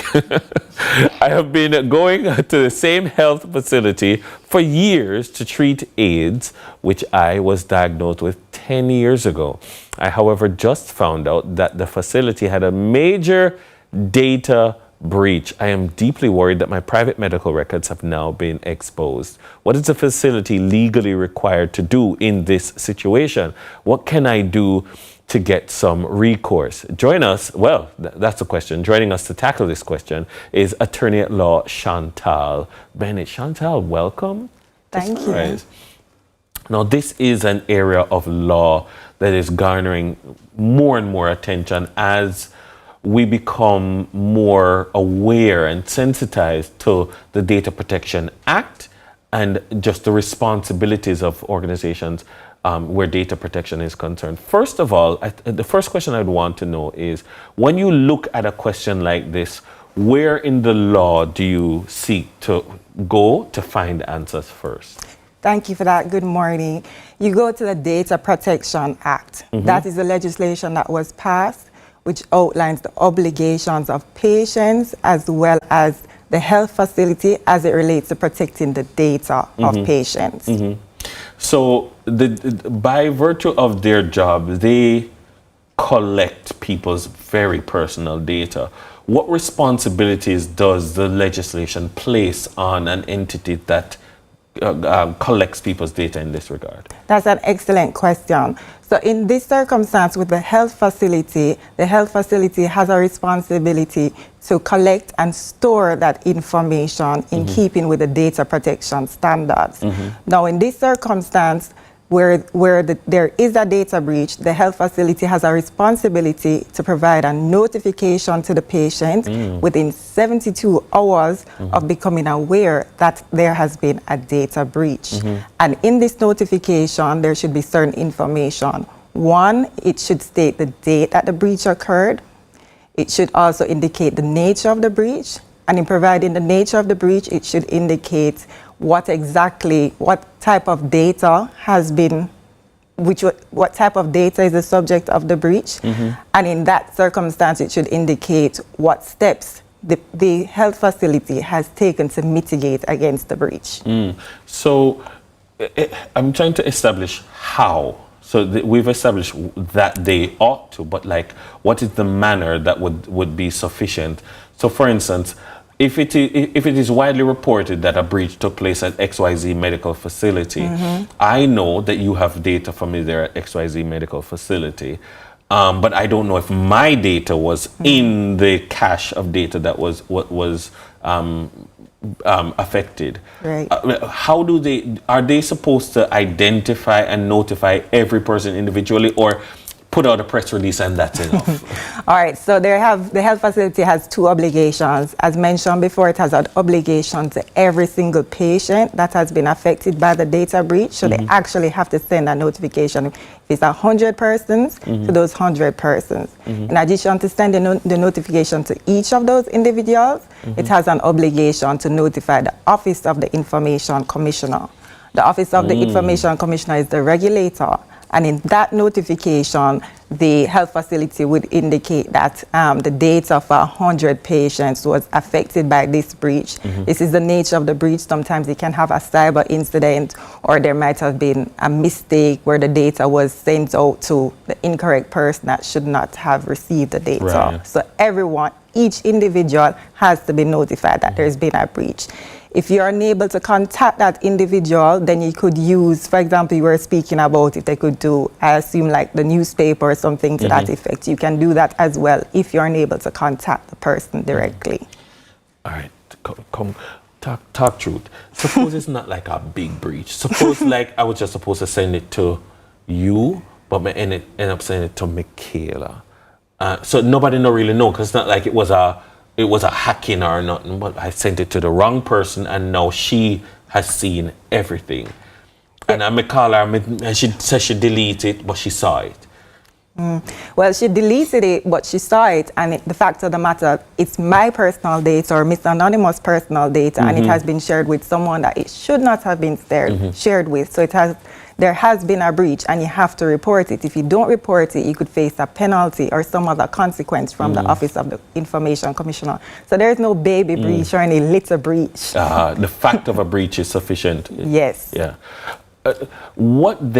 how important, in your opinion, is the role of the Information Commissioner then in all of this? Okay, well, as a regulator, the role of the Office of the Information Commissioner is very important, as that regulator is here to guide the different health facilities, the public authorities, me and you as individuals, as to how important our data is, the fact that that baby breach is not a baby breach, and also because there's so much to be done. I think the Office of the Information Commissioner has been very understanding and explained to us individuals and companies that the steps that you need to take in order to properly process data, to register when you're processing data, to store that data, and how you go about protecting that data. So her role, or the role of the regulator rather, is very important.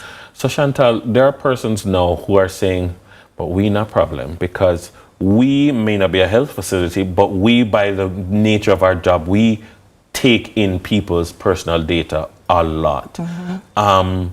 You mentioned systems, and you mentioned systems being up to standard. Like, then that means I need to know, do I need to hire a Chantal Bennett? Because I can't afford to take her from Duncox and have her work here every day. So how does it work then now, having like a data protection officer to work with my company or my organization to ensure that our ducks are in a row? Okay, so once you're taking in information, you're what we call a data processor, and you're required to register with the Office of the Information Commissioner. Okay. Depending on the amount of information, data that you're taking in, and whether or not you're a public authority or you're a health facility dealing with what we call sensitive information, then you're required to have a data protection officer. Okay. So everyone, as I understand it, is not required to have a data protection officer, but where you're taking in significant amount of data and it's sensitive, like health data, you need to have a data protection officer. What the officer does, the officer is independent, and the officer assesses the procedures and policies in place to ensure that you're adhering to the Data Protection Act. So earlier you mentioned, there is a lot of data and how you manage it. You can employ Duncox, or you can employ any other data protection individual to do an assessment to see what are your policies and procedures, how can they be improved, how can we implement new policies and procedures, and also have training for your employees. So it's a process, and it takes some time, and a lot of entities have been working towards it, and the Office of the Information Commissioner has been very understanding in just allowing entities to follow the process and for it to occur over a period of time. And you would not recommend somebody like in your IT department, you just say, yo, you're the data protection officer. You wouldn't recommend that? For each entity, you have to assess who should be the data protection officer. That is where you need a data protection officer. That person has to be very independent. Yes, it could be the person in the IT department, but you also have to ensure that that person won't have a conflict, because they have to be independent. So they can't be checking their own work. Exactly, precisely. I got you. Thank you very much for this conversation. You really opened up our eyes to a very important aspect of the law. Our guest has been attorney at law Chantal Bennett, walking us through a heavy but necessary conversation. Well, coming up next, the St. Mary Farm Queen is heading to the Sunrise Couch. You won't want to miss it. Stay with us.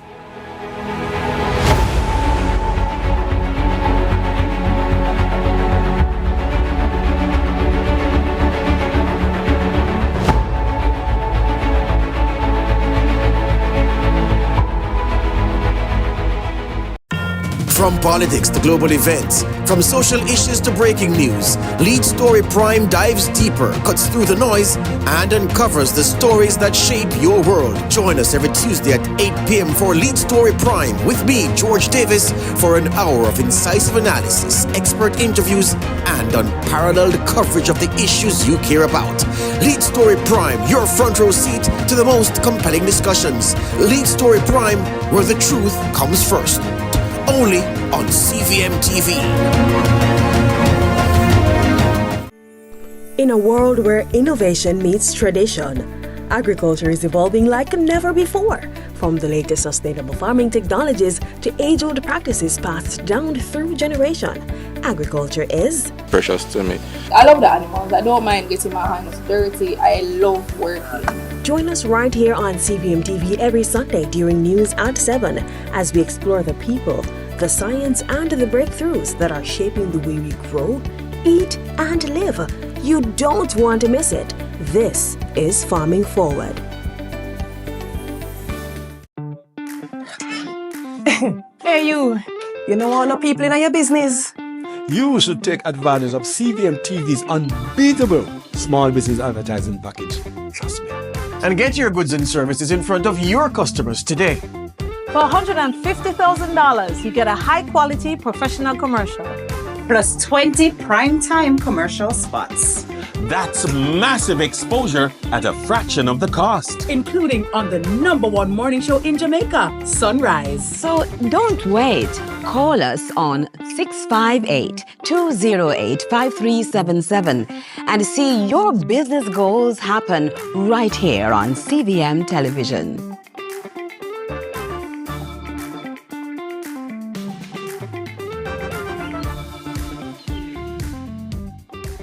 This is the Aedes aegypti mosquito that spreads the Zika, chikungunya, and dengue viruses. Search for its breeding sites and destroy them. A message from the Ministry of Health and Wellness. The time by the Ministry of Health and Wellness is 7:45. Get my words right and then approach you. Woman, I'll treat you like a man is supposed to. You'll never have to cry. No. I know everyone can relate to when they find a special someone. And she's royal, yeah, so royal. All right, hey there, Sunrisers. Glad to have you back with us. So we have a queen in the studio, and her crown comes with some calluses and a lot of community spirit. She's a newly crowned Miss St. Mary Farm Queen, and she's also a journalist, a youth leader, and a woman with a cause. And today she's dishing on passion, purpose, and planting seeds for a better Jamaica. Please welcome Kimberly Henry. Good morning. Good morning, Yendi. How are you? I am tell people that you have callus. Let me see your hand. Let me see. Not a callus inside. Let's talk about it though. First of all, for those who don't know, what is Farm Queen? So, Miss St. Mary Farm Queen, you become an ambassador for the Jamaica Agricultural Society. So, it's basically raising awareness about the agricultural sector. Which I love. I often say, I think I've said it now copious amounts of times. You see that sector named agricultural sector? It is one that I highly respect because we cannot survive without the agricultural sector. That is our food, our literal bread and butter, right? Why did this mean so much to you? How did you get involved in farming? So, first of all, I was born and bred in a farming community, Jeffreytown, in the hills of St. Mary. And my aunties and my uncles, my cousins, they're all farmers. Most of them are all farmers. And I mean, everybody could not be a farmer, so of course I have to eat the production of the farm, right? But my interest in farming grew by just being in a farming community. And also I remember when I was in high school, I used to work with my auntie. You know, we used to supply Lush Solutions, all the supermarkets in town with provisions. So that's where my interest in farming started. I was looking at footage of you there on screen. So you consumed the production, but you also took good photos and videos of what was produced. I so good at marketing the product. Right, so I'm behind the brands, okay? Right. Let's talk a little bit about the fact that you walked away with, girl, I feel like you copped all the sectional prizes. Most agriculturally aware, best technical paper or presentation, best dress, best talents. Can we talk about it? First of all, agriculturally aware? Yes. Tell me more. So, first of all, when we entered the competition, there was a section of interview that we had to speak, you know, extemporaneously about the agriculture sector. They asked us questions from who is the minister to what contribution does the of the GDP is agriculture, etc. And just put in all that you know about agriculture in an interview section. And then best technical paper? Right, so we got a topic to choose from. I chose sustainable water management because back in 2014 I worked on a project where we installed some water pumps in our community, from a spring at my backyard to the main. And so the topic was familiar, so I chose that topic, and then we had to present a paper on the topic, and then also my talent piece had to be based on the presentation as well. Right. Oh wow! So what did you do? You pump water when you dance? What did you do? No, I was actually an old woman, a journalist, and I was complaining about the water issues that we're having, you know, drawing back on everything from the 70s when we had that really terrible drought, coming back to, okay, the government is making strides to better the sector in water-wise. So you are very multifaceted. So you used all aspects of yourself in your talent piece, because as I mentioned in the introduction, you are a journalist as well. Let's talk a bit about how you marry it all. Journalism, farming, pageantry. Tell me about everything coming together. So this is actually not my first pageant, and I believe as the watchdog for the nation, I can use my voice in multiple ways. And I feel like bringing light to the agricultural sector is just one aspect of me using journalism. I mean, when you become a queen, and you would know you become an ambassador, and you can add your voice to the conversations. And I want to add my voice to the agricultural conversation, because we need to be doing much more than just 8.3 of the GDP. Without food, we're nothing. We can't live without it. So that's basically how I married my career and my love for pageantry, just adding my voice and just flexing on the stage. Girl, I'm about to put you on the spot. Oh my God. Forget these cue cards, Kimberly. You just gave me a brilliant idea. And what I'm going to do is ask you a question. This is like a final question. And I'm going to ask you, Miss St. Mary, Farm Queen 2025, what value could you add in a room sitting with the Minister of Agriculture and the leaders and stakeholders in the community? What advice and value could you give them in what we could do to move the agriculture sector forward? Great. Thank you for that question, Yendi. What I think we need to do is start with breaking the stigma that agriculture is a low-level paying job, and I think we should make it mandatory in schools. Making it mandatory in schools will allow people to feel a lot more pride for the sector and have people educating themselves about the sector. So I feel like that is the contribution we could make to move the sector forward. All right, give her the crown, give her the crown. Oh wait, she already has the crown. Excellent, but I also agree. I agree 100% that big part of what needs to happen is an adjustment in the mindset and the mentality. Hey, I don't know one person who doesn't eat a meal. And what we need to do is have value for where that meal comes from. We are nothing without our farmers. Precisely. We are nothing without agriculture. Talk to me a little bit about some projects that you will undertake during your reign. Okay, so my projects have not been confirmed, but I firstly want to make it known first on TV that I want to work closely with the Jeffertown Farmers Association in expanding our products that we have. So currently we are revamping our factory to reproduce our sweet potato pudding or cassava flour or breadfruit flour. So I want to tap into the agri industry to help them to, you know, social media wise, to get the brand out there and also to just be in the process of making these things. I also want to create a compost where farmers can go to get natural fertilizer. Because I feel like we don't talk enough about how fertilizers harm our food. I agree. Can't we all compost? Oh, Kimberly, let's start a new project. Everybody needs to compost. Right. I think everybody needs to compost. So those are just my two projects. And outside of being an ambassador for the JAS, where I have to re-energize farming groups in communities. I think that's brilliant. I think it is brilliant because each of us can do a very small action that can contribute significantly to Definitely. what. Oh, for sure. Can we talk about, I know we spoke about what you do. I saw you on camera videoing the potatoes, Kimberly. But what can you do on the farm? So, I can carry the spray pan on my back. I'm very strong. Let's start there. Yeah. But I actually plant spinach. I recently at the competition I bought a lemon drop exotic fruit.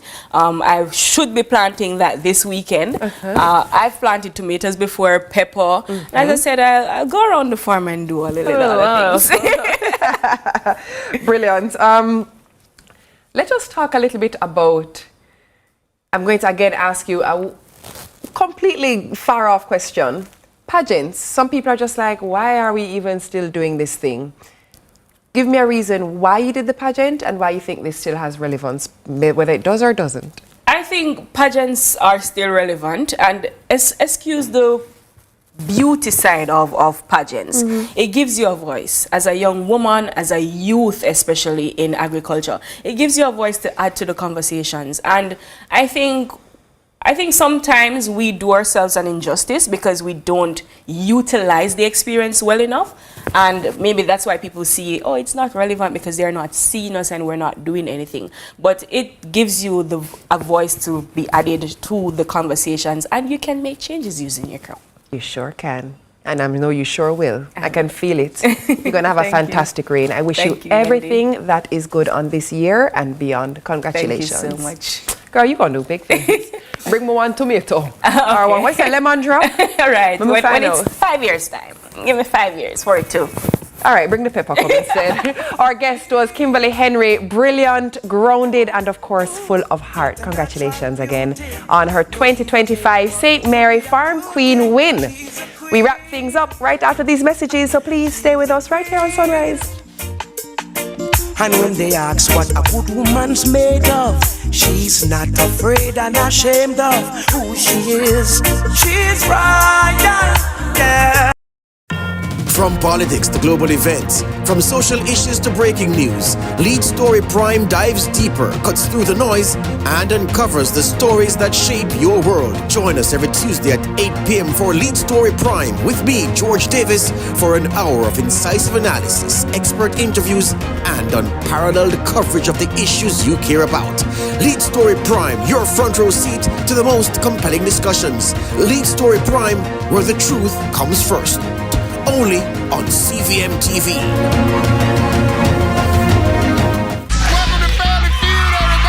It was all going so well until I've been wanting to get to you for a long time. Shucky ducky quack quack. Smells so good. I'm taking it all in.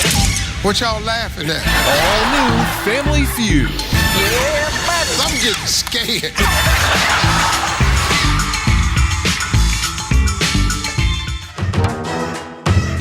Brought to you by We Are the Caring Store, waiting to serve you. It's time to experience independent living. Visit us today. What's up, racing fans? Tune into CVM to see all of the live action from Rally X.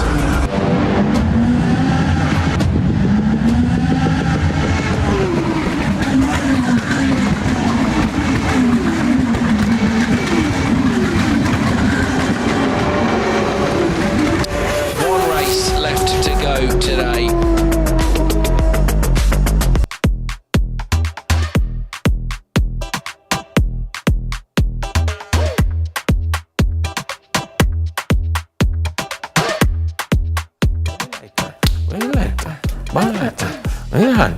Where you at? Can't push it up, that mean you are. We no business with them a talk about. We no business with them a talk about. We no business with them a talk about. Vibe, you know? Come on, everyone, well, this is sunrise time. Blazing it fire where the radar shine. It's sunrise right with fire. Hey, last night was a vibe. Such a vibe. It was a vibe. Good morning to you all, nice. especially those of you. I actually just was looking at somebody's status and they were there, and I'm like, you were there. But clearly she was way up under them nose. Oh, so she get little rummy and sweat. Morning, Miss Murray. Oh, man. Well, that's all the time we have for this show for today. It's been a great Monday. Hope it's really done well, I think, to get me into a good mood to start my day and to start my week. It's been a good day. Really nice show. Yeah, man, definitely. I hope it means as much to you to receive it as much as it meant to us to offer it to you. Oh, wait, Brooksy, wait. Guess what? We have the photo. Oh, yes, bring it please. And if this is not going to make your day, I don't know what will. Obviously, so she was deliberate about the Scrabble tiles on top because we often play Scrabble in our home. Okay, that's what that was about. To my sweet mommy, you are extra special, and I know you are bound to be my mommy. If I could, I would give you a trip around the Milky Way. All right. Even though sometimes you can be a sour patch, you are still a dum-dum is what's there. Oh, that's what it is. And I love you to Reese's Pieces. I hope this poster made you snicker. Is it your win? So clever. Is it your win? So clever. Yeah, man. I'm gonna watch your episode because I saw it and I watched it on mute. You know when you watch stuff on the video. Yeah, and I'm promo. like, I'm gonna watch this. This looks like just the animation in your faces made me say, no, I need to watch this. Can I tell you? Mm-hmm. My daughter is extremely honest. Yeah. Extremely honest in a way that for some adults of maybe a particular era or generation, it would come off a little bit much. However, she's absolutely age appropriate and she's absolutely respectful. Yes. But she's extremely honest. I love that. She says her thoughts, but she filters them with appropriateness. If I that remember makes the sense. first time she interviewed you. I think she Yes. also interviewed Neville. Was it you and Neville? She and Neville interviewed me. Ah, right. Yeah. That's how it went. Yeah. And I remember telling myself, when this season began, I said, I hope she interviews it again because I want to not only see your growth, but I want to see her growth. And let me tell you something, Dennis. She was interviewed and she shares a lot. The amount of people that have said, this type of conversation is one that can do a lot for every Caribbean parent, but also every Caribbean parent who is now a parent who needs to speak to their inner child.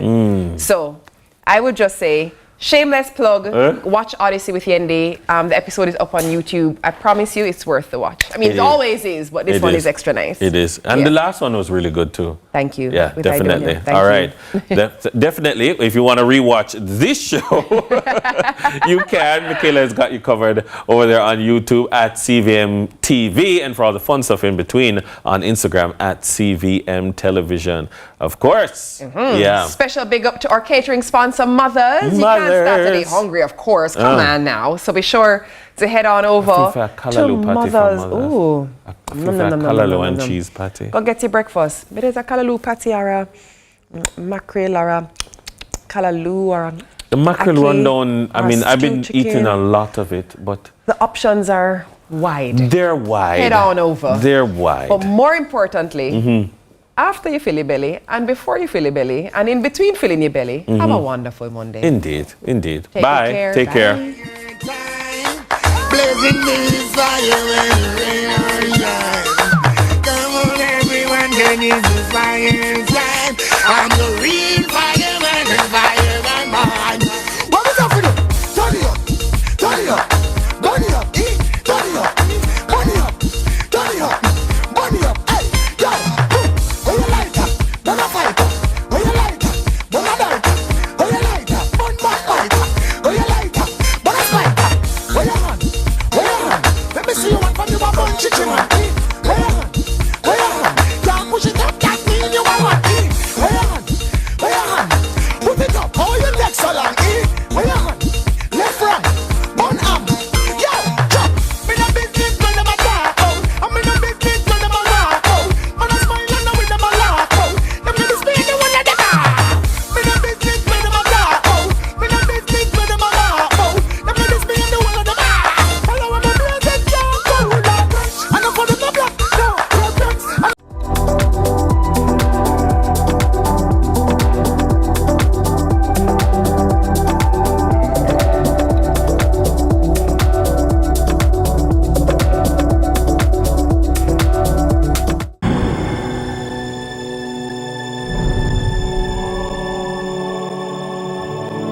The following program has been rated G and is suitable for general family viewing.